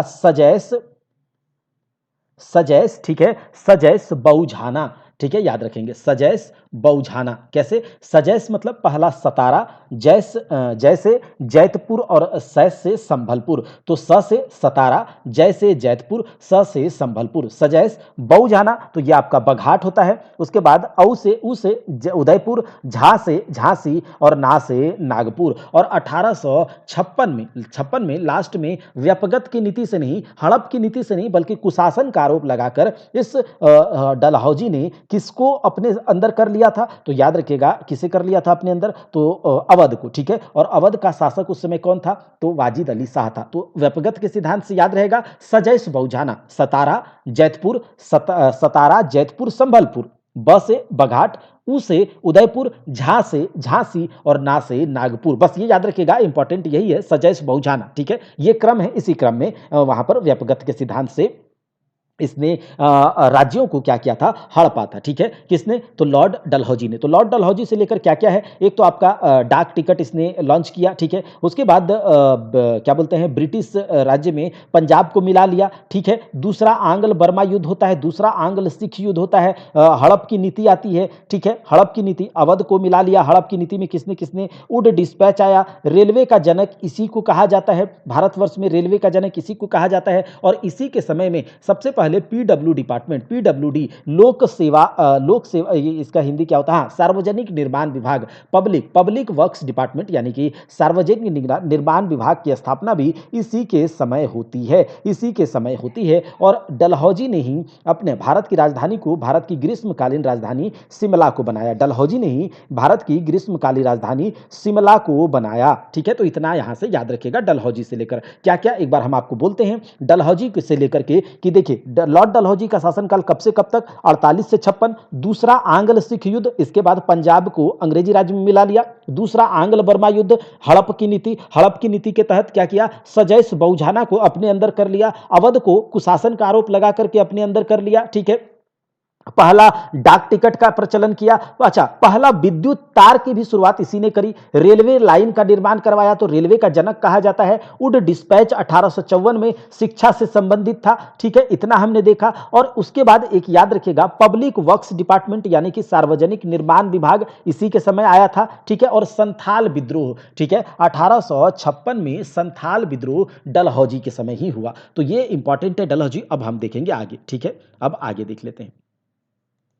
तो हमने लॉर्ड डलहौजी तक देख लिया। अभी तक आपको याद हो गया डलहौजी से लेकर क्या क्या हमने देखा। ठीक है, डलहौजी 1848 से 1856। अब हम देखते हैं कि भारत का वायसराय। देखिए 1857 की क्रांति के बाद क्या होता है, 1857 की क्रांति के बाद कंपनी से छीन लिया जाता है और क्राउन कहता है हम अपने सीधे सीधे यहाँ पर क्या करेंगे, देख रेख करेंगे। तो 1857 की क्रांति के बाद 1858 का गवर्नमेंट ऑफ इंडिया एक्ट आता है, गवर्नमेंट ऑफ इंडिया एक्ट। और इस एक्ट के तहत कहा जाता है कि अब हम भारत के गवर्नर जनरल को भारत का वायसराय कहेंगे, भारत का वायसराय। ठीक है, भारत का वायसराय। अच्छा, भारत का वायसराय जो था, इसका अपॉइंटमेंट किसने करा था, तो इसका अपॉइंटमेंट क्राउन ने करा था, ब्रिटिश क्राउन ने। और क्या बोलते हैं कि उससे ईस्ट इंडिया कंपनी की का से छीन लिया गया था प्रशासन का शक्ति। ठीक है, तो भारत का वायसराय सबसे पहले किसे बनाया गया, तो जो ईस्ट इंडिया कंपनी का भारत का गवर्नर जनरल था, भारत का गवर्नर जनरल जो 1856 से 62 तक कौन था, लॉर्ड कैनिंग। याद रखिएगा लॉर्ड कैनिंग। लॉर्ड कैनिंग का शासनकाल कब से कब तक था, तो 1856 से 62 तक। और 56 के 62 के बीच में 1857 की क्रांति होता है। और इसके बाद 1858 में गवर्नमेंट ऑफ इंडिया एक्ट आता है। और इसी एक्ट में कहा गया कि अब भारत का गवर्नर जनरल भारत का वायसराय होगा। तो बात बताइए कि भारत का अंतिम गवर्नर जनरल कौन, लॉर्ड कैनिंग। भारत का प्रथम वायसराय कौन, लॉर्ड कैनिंग। ठीक है, यहां तक आप समझ गए। अब लॉर्ड कैनिंग से संबंधित कुछ बातें हैं, उसे आप याद रखिएगा लॉर्ड कैनिंग से। तो देखिए सबसे पहला बात लॉर्ड कैनिंग से कि ब्रिटिश क्राउन के द्वारा अपॉइंट किया गया भारत का पहला वायसराय कौन, लॉर्ड कैनिंग। कौन, लॉर्ड कैनिंग। इसी के समय 1857 का जो क्रांति हुआ था, इसी लॉर्ड कैनिंग के समय हुआ था, ये याद रखिएगा। अच्छा, कैनिंग के समय 1861 में एक हाई कोर्ट अधिनियम, हाई कोर्ट एक्ट पास किया जाता है। इसके अनुसार क्या होता है कि इसके अनुसार हाई कोर्ट एक्ट के अनुसार कलकत्ता, ठीक है, कलकत्ता, मद्रास और बंबई में एक एक उच्च न्यायालय बनाया जाता है। तो 1861 में किसका शासनकाल रहता है, लॉर्ड कैनिंग का। और लॉर्ड कैनिंग के शासनकाल के समय हाई कोर्ट एक्ट के तहत कलकत्ता, मद्रास और बॉम्बे में एक एक हाई कोर्ट बनाया जाता है। किसके शासनकाल के समय, तो लॉर्ड कैनिंग के समय। ठीक है, लॉर्ड कैनिंग के समय। अच्छा, 1866 में आगरा में एक हाई कोर्ट बना था। और 1875 में इसी आगरा में जो हाई कोर्ट था, इसी को स्थानांतरित कर दिया था इलाहाबाद में। ठीक है, तो ये याद रखिएगा कलकत्ता, मद्रास, बॉम्बे का जो हाई कोर्ट की स्थापना किसके शासनकाल के समय, तो लॉर्ड कैनिंग के समय। और बाद में जो आप इलाहाबाद की हाई कोर्ट देखते हैं वो बाद में हुआ था 1875। ठीक है, चलिए कैनिंग के समय, कैनिंग के टाइम पर ही और क्या होता है, 1856 में विधवा पुनर्विवाह अधिनियम विधवा पुनर्विवाह अधिनियम किसके समय लागू हुआ? कैनिंग के समय। कब? 1856 में। विधवा पुनर्विवाह अधिनियम 1856 में कैनिंग के समय लागू हुआ और इसके लिए जी तोड़ मेहनत किसने करा था? ईश्वर चंद्र विद्यासागर ने। ईश्वर चंद्र विद्यासागर ने, याद रखिएगा, ईश्वर चंद्र विद्यासागर ने। और इसी के समय कैग के पोस्ट की भी, यहां पर कैग का पोस्ट भी का भी सृजन होता है, controller auditor general of India, जो कि आप कहा जाता है महालेखा परीक्षक। महालेखा परीक्षक का जो पद है, अगर पूछा जाए कि कैग के पद का सृजन किसके शासनकाल में हुआ? लॉर्ड कैनिंग के शासनकाल में, जिसका शासनकाल 1856 से 62 तक था। भारत का पहला वायसराय है और भारत का अंतिम गवर्नर जनरल। ठीक है, देखिए 1857 में जो होता है 1857, इसके बाद जो अंतिम मुगल सम्राट कौन था? बहादुर शाह जफर। बहादुर शाह जफर को कैद बनाकर रंगून जेल में भेज दिया जाता है और मुगल सम्राट का पद जो है वो लॉर्ड कैनिंग के समय समाप्त हो जाता है। मुगल सम्राट का पद लॉर्ड कैनिंग के समय समाप्त हो जाता है। और इंडियन पीनल कोड, देखिए मैकाले के द्वारा जो इंडियन पीनल कोड या फिर भारतीय दंड संहिता, जो कि मैकाले का था 1858 में, इसको लागू कर दिया जाता है। तो आईपीसी मैकाले के द्वारा 1858 में लागू कर दिया गया था, जो कि अभी तक चल रहा है। ठीक है, 1800। और एक बात याद रखिएगा, जो डॉक्ट्रिन ऑफ लैप्स था, जो कि लॉर्ड डलहौजी ने व्यपगत के सिद्धांत, मतलब हड़प की नीति जो करा था, तो लॉर्ड कैनिंग ने उसे समाप्त कर दिया 1800। लॉर्ड कैनिंग के समय इसे समाप्त कर दिया गया था, व्यपगत का नीति। ठीक है, व्यपगत का नीति लॉर्ड कैनिंग ने समाप्त कर दिया। तो ये इंपॉर्टेंट है, याद रखिएगा। सबसे पहला कि 1861 में हाई कोर्ट एक्ट के तहत कलकत्ता, मद्रास और बॉम्बे में हाई कोर्ट बना। 1856 में विधवा पुनर्विवाह, कैग का पोस्ट आईपीसी की, मतलब आईपीसी जो इंडियन पीनल कोड मैकाले के अनुसार, इसे लागू करा गया। ठीक है, ये सब है बात। व्यपगत के सिद्धांत को पूरी तरह से हटा दिया गया, मुगल सम्राट के पद को खत्म कर दिया गया। तो ये सब है। अब हम देखेंगे आगे लॉर्ड कैनिंग के बाद जो इंपॉर्टेंट है वो है आपका लॉर्ड मेयो। इंपॉर्टेंट हम देख रहे हैं लॉर्ड मेयो। ठीक है, लॉर्ड मेयो का समय कब से कब तक? तो 1869 से 1872 तक था। ठीक है, 1869 से 72। अच्छा, लॉर्ड मेयो के समय ही पहली जनगणना, याद है ना आपको? पहला जनगणना 1872 में लॉर्ड मेयो के समय कराई जाती है और 1872 में ही अजमेर में मेयो कॉलेज का भी स्थापना लॉर्ड मेयो के समय होता है। 1872 में लॉर्ड मेयो कॉलेज की स्थापना अजमेर में, 1872 में पहली जनगणना की शुरुआत करी जाती है। ठीक है, और याद रखिएगा लॉर्ड मेयो को चाकू से मारकर एक अफगान था, शेर अली अफरीदी ने लॉर्ड मेयो को चाकू से मारकर इसकी हत्या 1872 में कर दी थी। ठीक है, चाकू से मारकर इसकी हत्या 1872 में कर दी थी। अच्छा, अगला जो इंपॉर्टेंट गवर्नर है वो आपका है लॉर्ड लिटन। ठीक है, लॉर्ड लिटन, याद रखिएगा, लॉर्ड लिटन। अच्छा, इसका शासनकाल कब से कब तक? तो ये कब से कब तक यहाँ पर गवर्नर वायसराय बन के रहता है? 1876 से 1880। 1876 से 1880। ये बहुत कमीना टाइप का इंसान था लॉर्ड लिटन। ठीक है, वैसे तो सारे के सारे कमीना ही थे, लेकिन लॉर्ड लिटन थोड़ा ज्यादा था। ठीक है, देखिए इसके समय क्या होता है, लॉर्ड लिटन के समय भयानक अकाल पड़ता है। ठीक है, लॉर्ड लिटन के समय भयानक अकाल पड़ता है। कहाँ कहाँ पर? तो लॉर्ड लिटन के समय पंजाब में, ठीक है, पंजाब, हैदराबाद और जो मध्य भारत वाला इलाका है, यहाँ पर भयानक अकाल पड़ता है। कहाँ कहाँ पर? याद रखिएगा, हमारे साथ कहिए, पंजाब, हैदराबाद और मध्य मद्रास वगैरह टाइप तरफ क्या होता है, भयानक अकाल पड़ता है। और इस अकाल के बाद जो है रिचर्ड स्ट्रेची, याद रखिएगा, रिचर्ड स्ट्रेची आयोग का गठन किया जाता है, जो कि एक अकाल आयोग था। ठीक है, रिचर्ड स्ट्रेची की अध्यक्षता में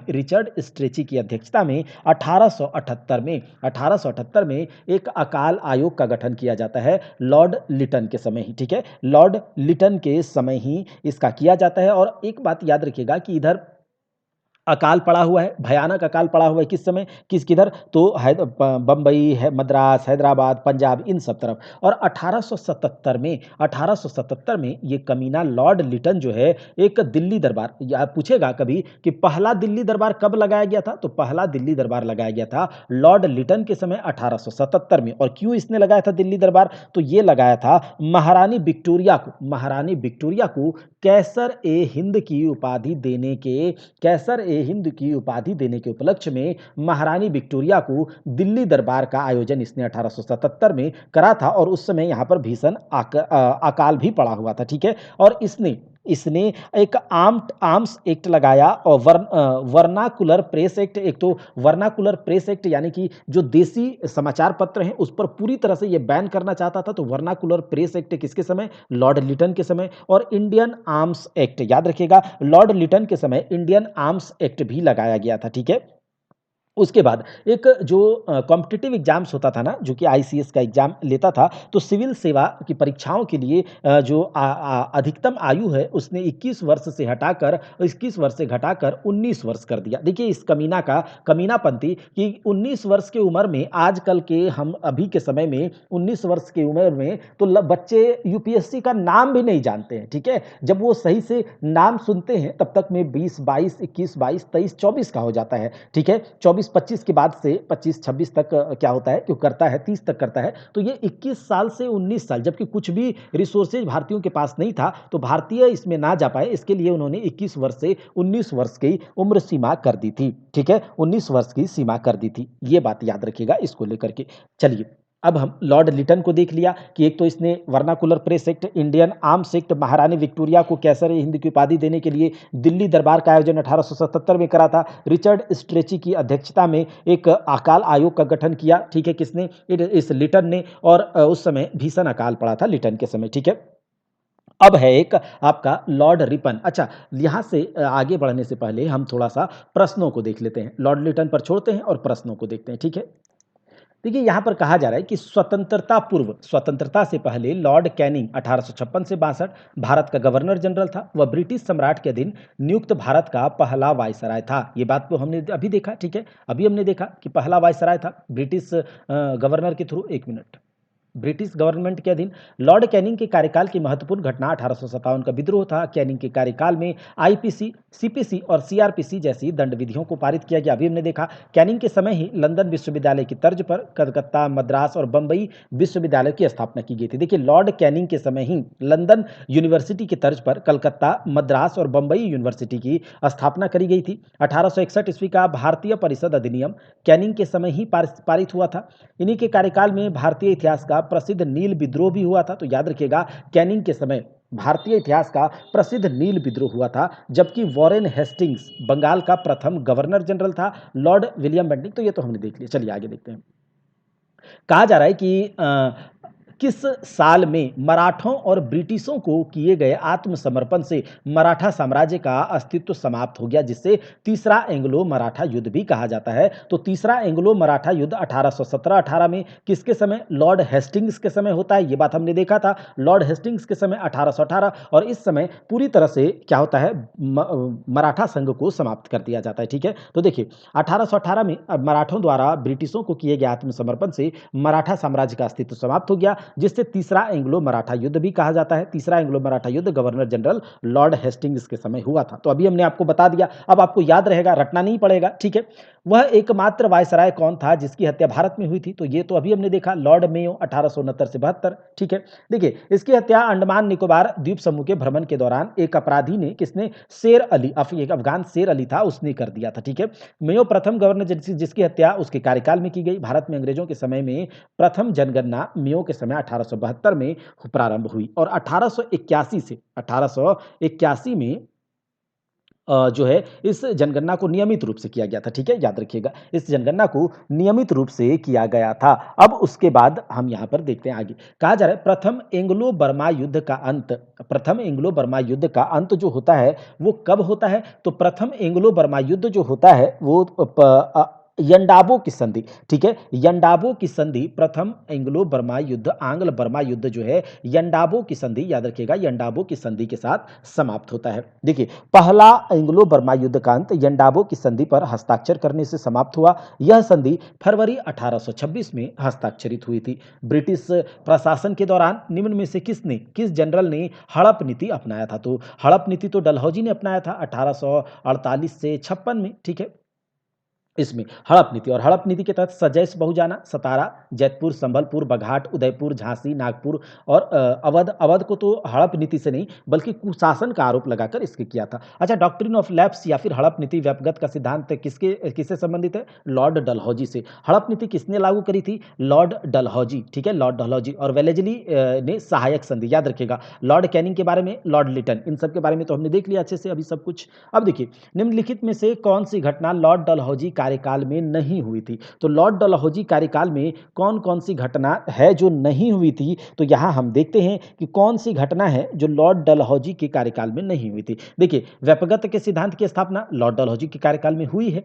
सहायक गठबंधन प्रणाली, ये तो लॉर्ड वेलेजली के समय हुआ था, 1798 से 1805, अभी हमने आपको बताया था, ठीक है। अच्छा, पहली टेलीग्राफ लाइन की शुरुआत, पहली टेलीग्राफ लाइन, ये तो लॉर्ड डलहौजी के समय ही हुआ। पहला तार, विद्युत तार, ये सब तो लॉर्ड डलहौजी के समय हुआ। और विधवा पुनर्विवाह अधिनियम, विधवा पुनर्विवाह अधिनियम जो है ये लॉर्ड डलहौजी के समय नहीं, लॉर्ड कैनिंग के समय हुआ था। विधवा पुनर्विवाह अधिनियम लॉर्ड कैनिंग के समय 1856 में, ठीक है, ईश्वर चंद्र विद्यासागर की प्रयास से, ठीक है, 1856 में विधवा पुनर्विवाह अधिनियम लॉर्ड कैनिंग के समय हुआ था। तो दो जो है यहाँ पर मतलब व्यपगत के सिद्धांत की स्थापना और कौन सा, पहली टेलीग्राफ लॉर्ड डलहौजी के शासनकाल में, जबकि बी और डी जो है ये लॉर्ड डलहौजी नहीं बल्कि सहायक संधि लॉर्ड वेलेजली और विधवा पुनर्विवाह अधिनियम ये हुआ था आपके किसके समय? तो लॉर्ड कैनिंग के समय। अब देखिए यहाँ पर लॉर्ड डलहौजी के समय व्यपगत के सिद्धांत, टेलीग्राफ लाइन, प्रथम रेलवे लाइन, चार्ल्स वुड का डिस्पैच, लोक सेवा विभाग की स्थापना, डाक टिकट, ये सब कुछ हमने आपको बता दिया, ठीक है। अब देखिए, भारत में बजट व्यवस्था का आरंभ किस वायसराय के काल में हुआ? तो बजट व्यवस्था का कार्यकाल जो है, समय जो है, लॉर्ड कैनिंग के समय 1856 से 62 में हुआ है, ठीक है। लॉर्ड कैनिंग, भारत में बजट व्यवस्था का आरंभ लॉर्ड कैनिंग के शासनकाल में हुआ था, ठीक है, याद रखिएगा। और आर्थिक सुधारों के अंतर्गत कैनिंग ने ब्रिटिश अर्थशास्त्री विल्सन को, आर्थिक सुधारों के अंतर्गत कैनिंग ने ब्रिटिश अर्थशास्त्री विल्सन को भारत बुलाया, जिन्होंने 7 अप्रैल 1860 को, ये 1860 कब है? तो कैनिंग के समयकाल है, तो 1860 को भारत का प्रथम बजट पेश किया, जबकि डलहौजी, डलहौजी जो है 1848 से 56। व्यपगत का सिद्धांत लॉर्ड रिपन, लॉर्ड रिपन के बारे में अभी हम बात करेंगे कि लॉर्ड रिपन को कहा जाता है स्थानीय स्वशासन का जनक कहा जाता है, ठीक है, लॉर्ड रिपन को। तो लिटन के बाद हम लॉर्ड रिपन ही पढ़ने वाले हैं, तो लिटन तक हमने पढ़ा है, अब लॉर्ड रिपन को देखेंगे थोड़ी देर में। तब तक हम कुछ प्रश्नों को देख लेते हैं कि हमें लगे कि हमसे होता है। यांडाबो की संधि, प्रथम आंग्ल बर्मा युद्ध जो अभी हमने देखा 1826 में, इसके माध्यम से ब्रिटिश ईस्ट इंडिया कंपनी के द्वारा निम्न में कौन सा क्षेत्र हड़प लिया गया था? तो यांडाबो की संधि के बाद असम को हड़प लिया गया था। Which of the following reasons was annexed by the British East India Company through the treaty of Yandabo 1826 में? तो असम को हड़प लिया गया था। यांडाबो की संधि 1826 के माध्यम से ब्रिटिश ईस्ट इंडिया कंपनी के द्वारा असम का क्षेत्र हड़प लिया गया था। प्रथम आंग्ल बर्मा युद्ध जो कि 1824 से 1826 के बीच हुआ था भाई साहब। और अगर आपसे कोई पूछे कि प्रथम आंग्ल बर्मा युद्ध के समय कौन था गवर्नर जनरल, तो सबसे पहले तो 1824-26 है, तो इस समय बताइए ये बंगाल का गवर्नर जनरल होगा या भारत का? तो ये भारत का गवर्नर, बंगाल का गवर्नर जनरल होगा, ठीक है, क्योंकि भारत का गवर्नर जनरल तो 1833 के बाद लॉर्ड कैनिंग बनता है, ठीक है, 1833 के बाद लॉर्ड विलियम बेंटिक, ठीक है, विलियम बेंटिक, कैनिंग तो वायसराय बन जाता है। तो 1824 से 26 बंगाल का गवर्नर जनरल होता है एक एमहर्स्ट, याद रखिएगा, एमहर्स्ट, लॉर्ड एमहर्स्ट। और इसी के शासनकाल के समय पहला आंग्ल बर्मा युद्ध होता है। और आंग्ल बर्मा युद्ध, पहला आंग्ल बर्मा युद्ध का जो खत्म होता है कैसे? यांडाबो की संधि से, और इसके बाद असम को हड़प लिया जाता है। गवर्नर जनरल लॉर्ड एमहर्स्ट के समय लड़ा गया यांडाबो की संधि समाप्त होता है, ठीक है। अब हम आगे देख लेते हैं। कहा जा रहा है निम्न में से कौन से गवर्नर जनरल ने भारत में अंग्रेजी को शिक्षा का माध्यम बनाने का निर्णय लिया? तो ये हम देखें, विलियम बेंटिक, विलियम बेंटिक 1828 से 1835, और 1835 में लॉर्ड मैकाले का एक प्रस्ताव था, रिपोर्ट के अनुसार अंग्रेजी को शिक्षा का माध्यम बना लिया गया था, ठीक है, अंग्रेजी को शिक्षा का माध्यम बना लिया गया विलियम बेंटिक के समय, ठीक है। चलिए, कहा जा रहा है कि भारत में अंग्रेजी शिक्षा किसने प्रारंभ की? भारत में अंग्रेजी शिक्षा बेंटिक के शासन काल में मैकाले ने प्रारंभ करा था, ठीक है, मैकाले ने। निम्न में से कौन भारत में अंग्रेजी शिक्षा के एक बड़े समर्थक थे। तो अंग्रेजी शिक्षा के जो बड़े समर्थक कहा जाए मैकाले था और इसी के प्रस्ताव से किसने विलियम बेंटिक ने भारत में अंग्रेजी के शिक्षा का माध्यम बना दिया। टीबी मैकाले भारत में अंग्रेजी शिक्षा के एक बड़े समर्थक थे। भारत में आधुनिक शिक्षा की प्रणाली की नींव 1835 ईस्वी में मैकाले के एक माइन्यूट स्मरण पत्र से पड़ी। विलियम बेंटिक ने अपने काउंसिल के विधि सदस्य, देखिए विलियम बेंटिक का काउंसिल का ये विधि सदस्य था कौन, लॉर्ड मैकाले, और मैकाले को लोक शिक्षा समिति का प्रमुख नियुक्त किया था विलियम बेंटिक ने। ठीक है, अंग्रेजी शिक्षा अधिनियम 1835 किस आयोग की रिपोर्ट पर आधारित था? तो ये मैकाले का माइन्यूट यानी कि स्मरण पत्र पर आधारित था। ठीक है, विलियम बेंटिक के समय। अब आगे देखिए, अंग्रेजी शिक्षा अधिनियम ये तो हमने देख लिया, ठीक है। चलिए आगे देखिए, किस शिक्षा आयोग ने यह तर्क दिया था कि यूरोपीय शिक्षा से भारतीयों के नैतिक चरित्र का उत्थान होगा? तो ये कहा था वुड डिस्पैच। वुड डिस्पैच कब आया था? 1854 में आया था। किसके समय? लॉर्ड डलहौजी के समय। तो वुड डिस्पैच में कहा गया था कि यूरोपीय शिक्षा से, यूरोपियन एजुकेशन से भारतीयों के नैतिक चरित्र का उत्थान होगा। ठीक है, ऐसा बोला था। चलिए, कहा जा रहा है वुड डिस्पैच में यह तर्क दिया गया था कि यूरोपीय शिक्षा से भारतीयों के नैतिक चरित्र का उत्थान होगा। 1854 में ब्रिटिश ईस्ट इंडिया कंपनी के बोर्ड ऑफ कंट्रोल के बोर्ड ऑफ कंट्रोल के अध्यक्ष चार्ल्स वुड ने वुड घोषणा पत्र में भारतीय शिक्षा पर एक व्यापक योजना प्रस्तुत की। इस घोषणा पत्र को भारत में अंग्रेजी शिक्षा का मैग्ना कार्टा कहा जाता है। तो याद रखिएगा, वुड डिस्पैच को भारत में अंग्रेजी शिक्षा का मैग्ना कार्टा भी कहा जाता है। तो वुड डिस्पैच भी हमने देख लिया। 1829 में भारत के किस गवर्नर जनरल ने सती प्रथा को अपराध घोषित करते इसे समाप्त कर दिया था? तो 1828 से 1835 तक कौन था? विलियम बेंटिक था, और ये भारत का गवर्नर जनरल बना था, प्रथम गवर्नर जनरल, और बंगाल का लास्ट गवर्नर जनरल था विलियम बेंटिक। ये सब हमने देखा है। और इसी के समय में सती प्रथा को समाप्त कर दिया गया था राजा राम मोहन राय के सहयोग से। ठीक है, और किस धारा के तहत? तो धारा 17 के तहत। ये सब हमने देखा हुआ है ना। चलिए, उस समय ब्रिटिश भारत का तत्कालीन गवर्नर जनरल कौन था जब सती प्रथा अवैध और दंडनीय घोषित की गई थी? तो ये तो लॉर्ड विलियम बेंटिक था। ठीक है, विलियम बेंटिक। चलिए आगे देखते हैं।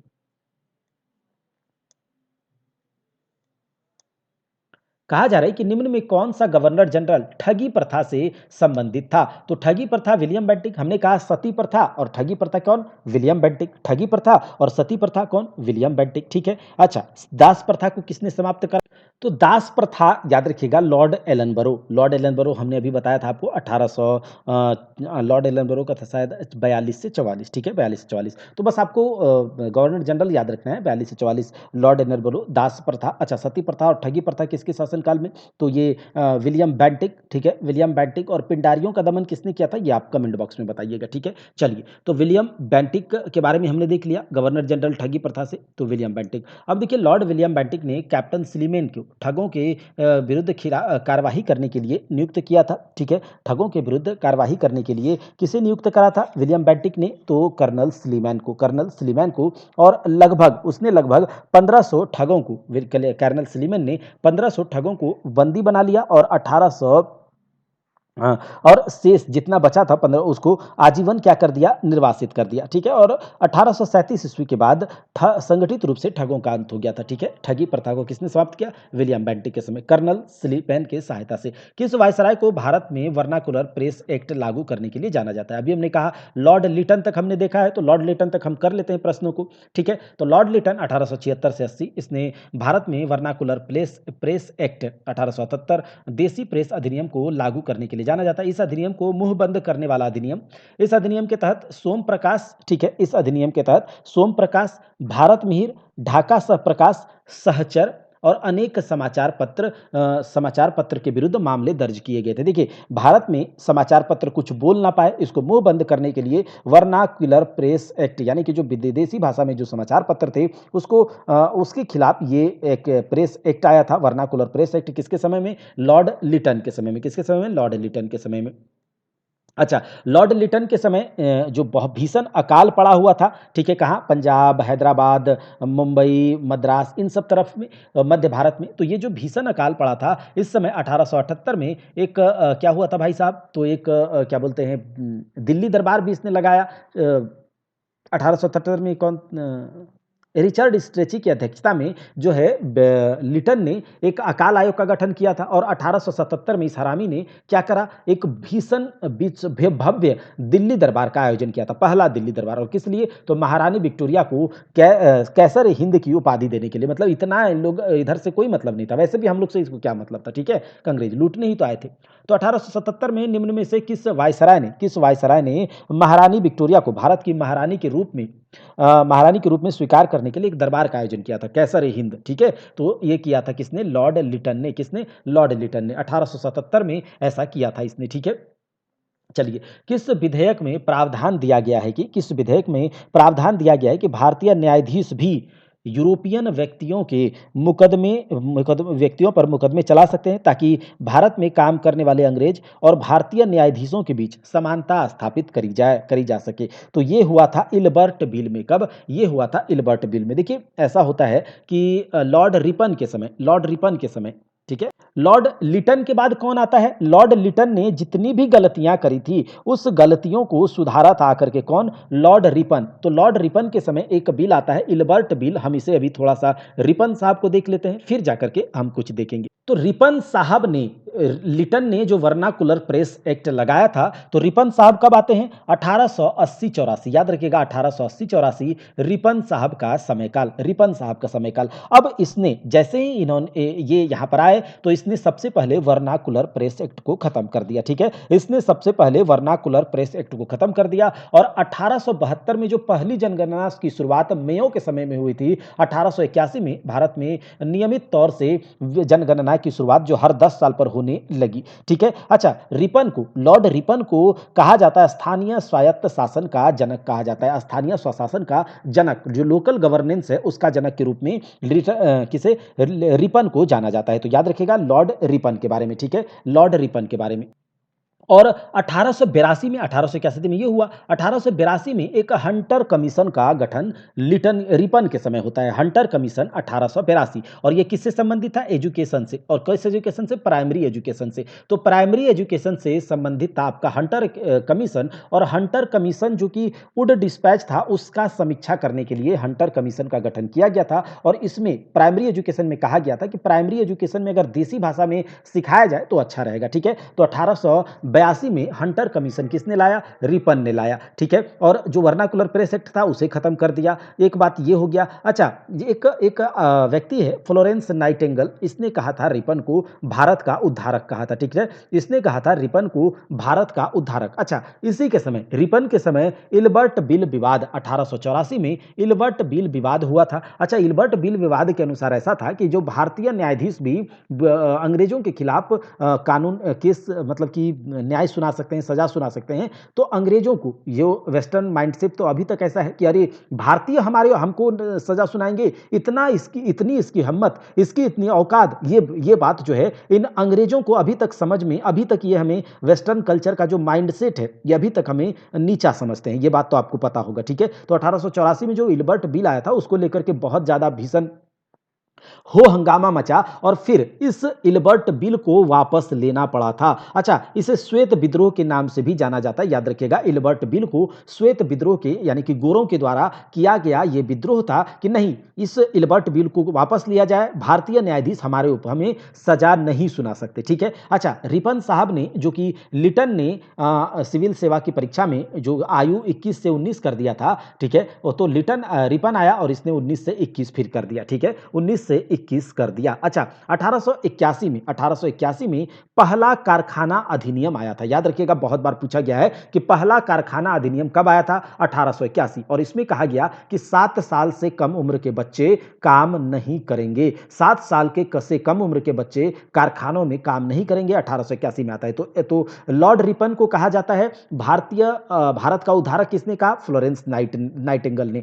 स्थानीय स्वशासन का जनक कहा जाता है, जितने भी गलत काम लिटन ने करे उसको यहां पर इसने सुधारा था। वर्नाकुलर प्रेस एक्ट को आते ही समाप्त कर दिया 1881 में, जो है क्या बोलते हैं नियमित जनगणना की शुरुआत होती है, हंटर कमीशन आता है, उसके बाद इल्बर्ट बिल को लेकर के बात होता है यहाँ पर। फिर इसने जो सिविल सेवा में जो एज है 21 से 19 से 21 फिर कर दिया, ठीक है। तो ये सब बातें, पहला कारखाना अधिनियम, तो ये सब है रिपन को लेकर के, ठीक है, रिपन को लेकर। अब देखिए निम्न में से भारतीय महाविद्यालय अधिनियम 1904 के पारित होने के दौरान भारत के वायसराय कौन थे? तो 1904 में भारत का वायसराय था लॉर्ड कर्जन, ठीक है, लॉर्ड कर्जन। तो लॉर्ड कर्जन को अब जो इंपॉर्टेंट देखिए, हमने क्या देखा, लॉर्ड रिपन को देखा, कब से कब तक, तो 1880 से 84 देखा, 1880 से 84। अब हम लॉर्ड कर्जन को देख लेते हैं। चलिए यहां पर कर्जन की बात आई है तो चलिए कर्जन को ही देख लेते हैं। अब यहां पर लॉर्ड कर्जन का जो शासनकाल था 1899 से 1905 तक था।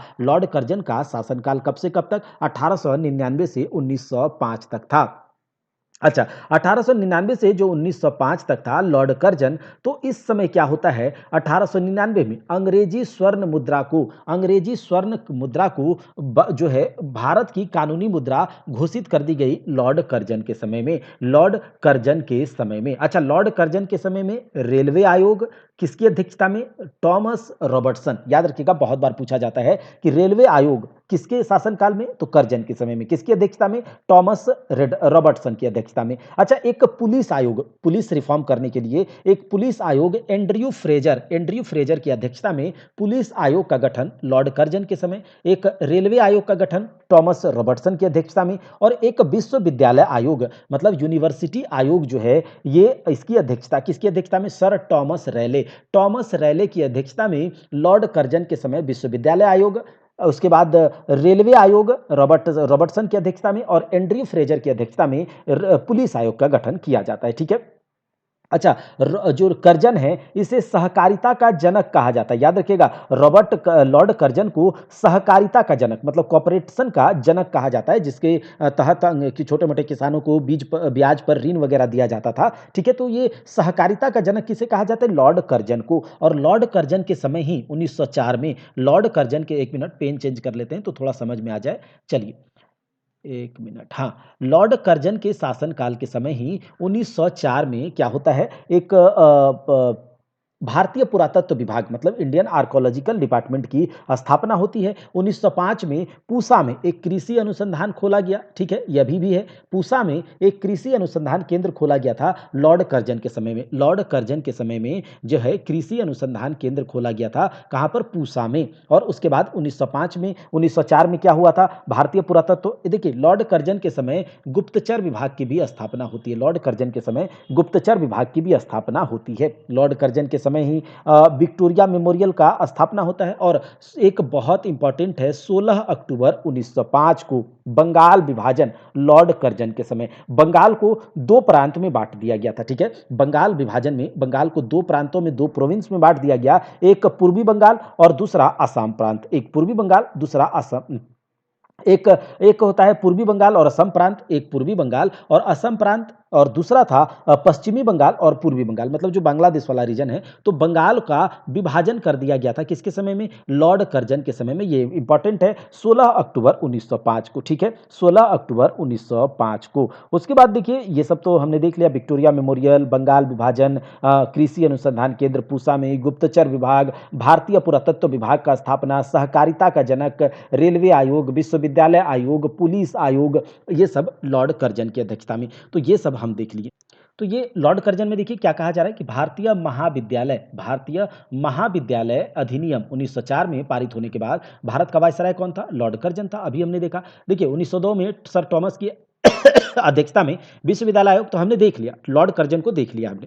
भारत के में ब्रिटिश वायसराय ने बंगाल विभाजन को अंजाम दिया। किस ब्रिटिश वायसराय ने, तो लॉर्ड कर्जन ने, ठीक है, लॉर्ड कर्जन ने। और लॉर्ड कर्जन ने बंगाल विभाजन में क्या करा था, तो जो बंगाल प्रोविंस है इसको दो प्रांत में बांट दिया गया था। एक तो असम और पूर्वी बंगाल, असम और पूर्वी बंगाल, और एक था आपका पश्चिम बंगाल, और ये जो बंगाल जो ढाका पश्चिम बंगाल वाला बांग्लादेश वाला क्षेत्र है, तो इसको दो पार्ट में बांट दिया था 1905 में, ठीक है। तो इसके बाद 1905 के बाद क्या होता है हम आगे देखेंगे 1910 से 11 में। चलिए, किस वायसराय ने बंगाल का विभाजन किया था? तो लॉर्ड कर्जन ने। अच्छा, रैले आयोग 1902 में टॉमस रैले की अध्यक्षता में जो रैले आयोग था वो कौन सा विश्वविद्यालय आयोग था? तो रैले आयोग 1902 को शिक्षा व्यवस्था में सुधार करने के लिए इसे नियुक्त किया गया था। विश्वविद्यालय आयोग था, ठीक है, रैले आयोग और विश्वविद्यालय आयोग, तो ये सब हमने देखा अभी थोड़ी देर पहले। कर्जन अच्छे से हमने देख लिया है, अब इससे प्रश्न यही सब पूछे जाते हैं, ठीक है। चलिए, कहा जा रहा है लॉर्ड कर्जन के द्वारा प्रकल्पित विक्टोरिया मेमोरियल शहर की विक्टोरिया मेमोरियल जो है वो कौन से शहर की चरम उत्कर्ष वास्तुकला का प्रतिनिधित्व करता है? तो अभी हमने देखा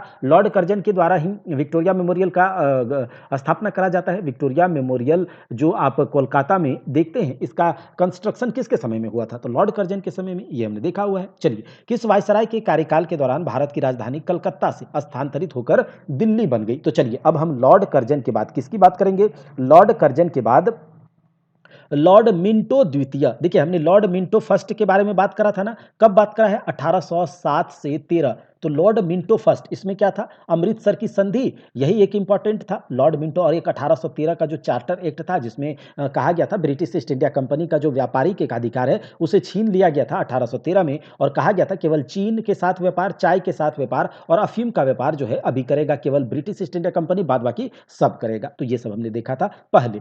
अब यहाँ पर कहा जा रहा है कि कौन से वायसराय, तो इसके बाद लॉर्ड कर्जन के बाद 1905 से 1910 कौन रहता है? 1905 से 1910 लॉर्ड मिंटो द्वितीय। लॉर्ड मिंटो द्वितीय। अच्छा, लॉर्ड मिंटो सेकंड के समय में कौन सा घटना होता है? एक तो 1906 में मुस्लिम लीग की स्थापना होती है, और 1907 में सूरत अधिवेशन जो होता है कांग्रेस का, सूरत अधिवेशन, इसमें गरम दल और नरम दल अलग अलग हो जाता है। गरम दल वाला पूरा गरम खून वाला था, लाल बाल पाल, ये सब कहता है क्या कि नहीं हम तो तोड़ेंगे, अंग्रेजी सरकार को तोड़ेंगे, विरोध करेंगे, मार करेंगे, पीट करेंगे, हत्या करेंगे, मर्डर करेंगे, बम फेंकेंगे, ये सब हम करेंगे। और नरम दल वाला कहता था ना ना ना ना, हमें उसका चाटना है, ठीक है। धीरे धीरे उसको, मतलब कि एक तरह से कह सकते हैं नरम दल वाला कह रहा है कि पेपर एप्लीकेशन दे करके उनके साथ बैठ करके हम यहां से उसे भगाएंगे, इस तरह का बात। तो ये सब बात पर नरम दल और गरम दल सूरत अधिवेशन में 1907 में अलग हो गया था। किसके शासनकाल के समय में? मिंटो सेकंड के समय में, ठीक है। और 1905 से 1910 के बीच में 1909 में एक सुधार आया था,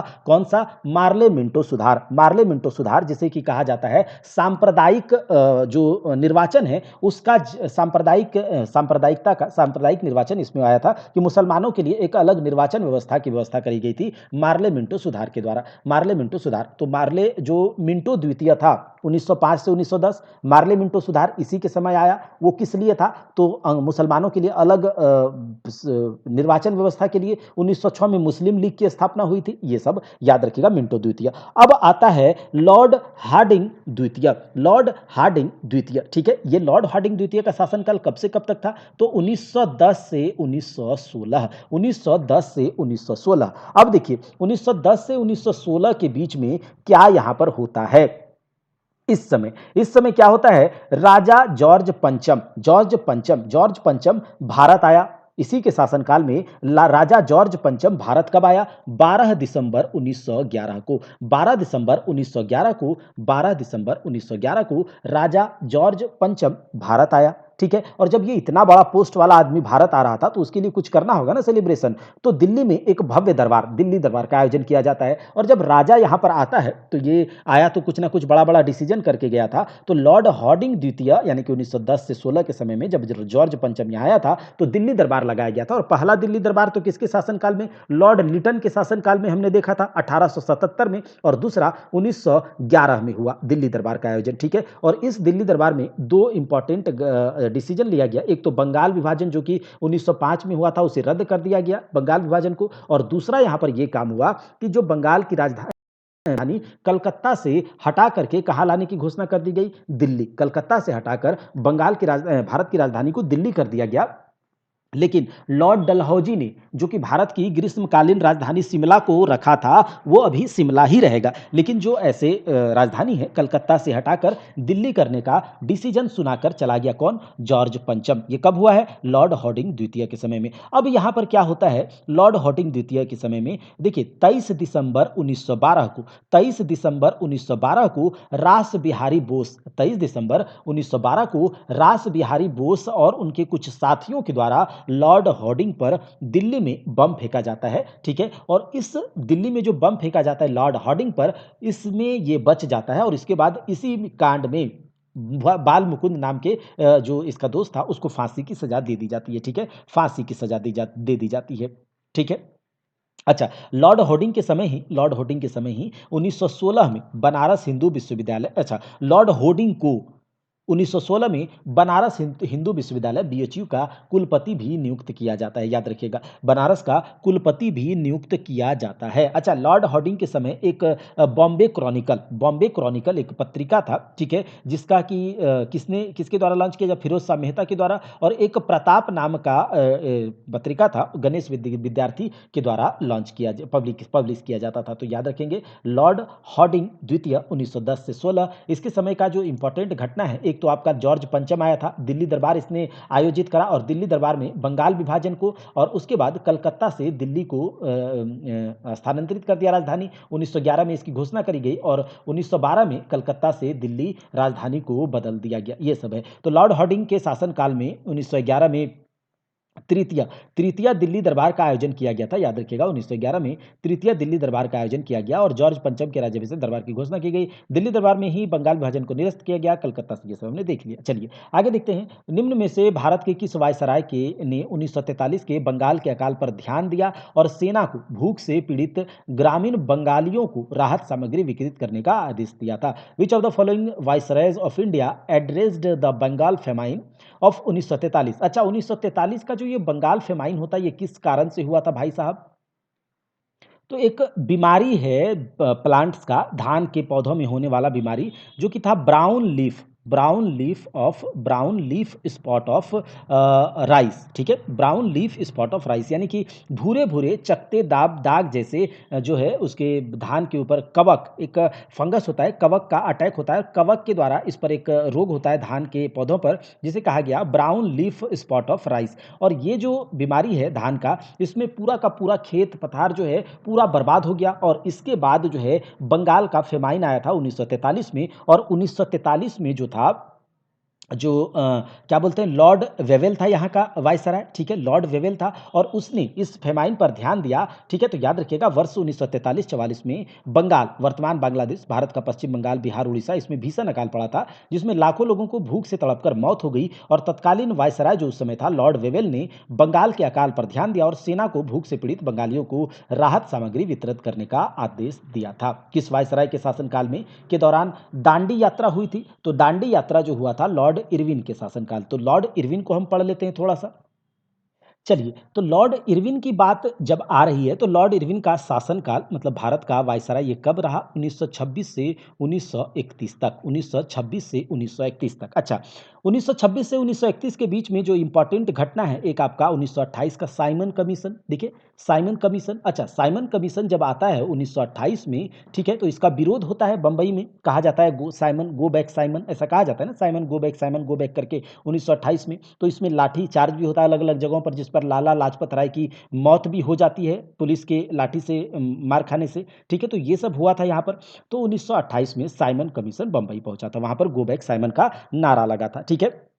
अच्छा, लॉर्ड इरविन के समय में क्यों हुआ था ऐसा? क्योंकि कहा गया कि साइमन कमीशन जो है, साइमन कमीशन जो है यहाँ पर भारतीयों के लिए कानून बनाने के लिए आया है और इसमें एक भी भारतीय नहीं था। तो अब एक भी भारतीय नहीं था, तो कैसे ये लोग हमारे लिए कानून बनाएगा, ठीक है। तो इसीलिए ऐसा किया गया था। तो फिर अंग्रेजों ने कहा, ब्रिटिशर्स ने कहा कि अगर आप लोगों को लगता है कि आप लोग अपने लिए एक संविधान बना सकते हैं, तो जितनी भी आपकी पार्टी है, चाहे मुस्लिम लीग हो, चाहे कांग्रेस हो, सब मिल करके एक हमें संविधान बना करके दीजिए। तो फिर क्या होता है, ये लोग इस चैलेंज को स्वीकार करते हैं और 1928 में एक सर्वदलीय सम्मेलन का आयोजन किया जाता है और उसमें सब कोई, मतलब कि मुस्लिम लीग भी आता है, कांग्रेस भी आता है, सब इसमें भाग लेता है। और उसमें मोतीलाल नेहरू और तेज बहादुर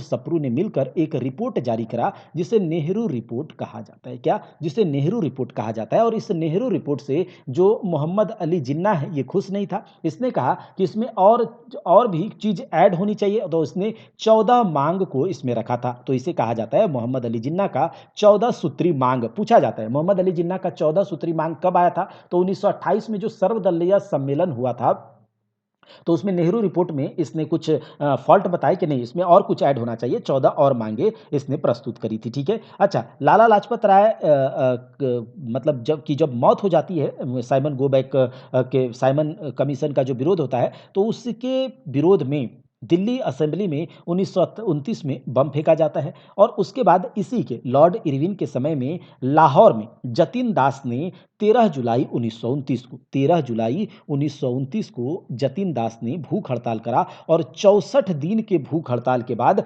जतिन दास की मौत हो जाती है। याद रखिएगा 64 दिनों के भूख हड़ताल के बाद जतिन दास की मौत हो जाती है, ठीक है। 1929 में कांग्रेस का लाहौर अधिवेशन इसी के समय होता है। 1929 में कांग्रेस का लाहौर अधिवेशन इसी के समय होता है और उस कांग्रेस के लाहौर अधिवेशन इसीलिए इंपॉर्टेंट है इरविन के समय का क्योंकि इस अधिवेशन में पूर्ण स्वराज का लक्ष्य रखा जाता है और 26 जनवरी 1930 को कहा जाता है कि हम स्वतंत्रता दिवस मनाएंगे। 24 जनवरी 1930 को हम स्वतंत्रता दिवस मनाएंगे। 1929 में जो कांग्रेस का लाहौर अधिवेशन होता है इसकी अध्यक्षता जवाहरलाल नेहरू करते हैं, ठीक है, यहां तक था।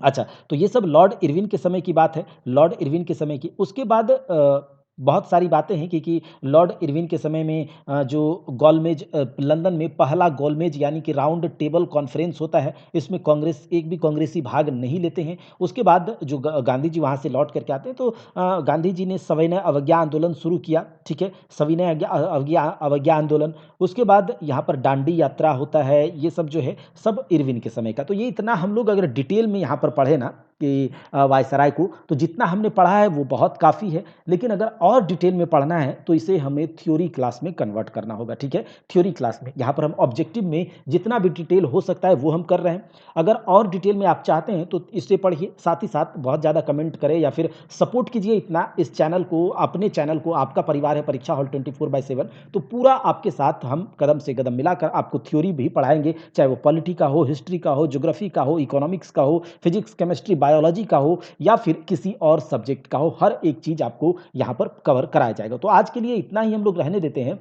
हम लोग अगले नेक्स्ट सेशन में एक और कोई स्पेशल टाइप का सेशन आएगा और उसमें पूरा ये कवर कर देंगे। साथ ही साथ जो हम अब पॉलिटी स्टार्ट करेंगे, नेक्स्ट सेशन से पॉलिटी को स्टार्ट करेंगे, ध्यान रखिएगा। तो अगर आपको वीडियो थोड़ी-सी भी अच्छी लगी है तो वीडियो ज़रूर लाइक कीजिएगा क्योंकि आपके लाइक करने से, शेयर करने से और आप अगर चैनल पर नए हैं तो सब्सक्राइब भी कीजिएगा। हमें मोटिवेशन मिलती है, याद रखिएगा। और अगर हम मोटिवेट रहेंगे तो आपके लिए और ज़्यादा मेहनत करेंगे और ज़्यादा अच्छे से अच्छे कंटेंट आप तक पहुँचाने की कोशिश रहेगी और एग्ज़ामिनेशन में आप सफल ज़रूर होंगे। मिलते हैं अगले क्लास में, तब तक के लिए जय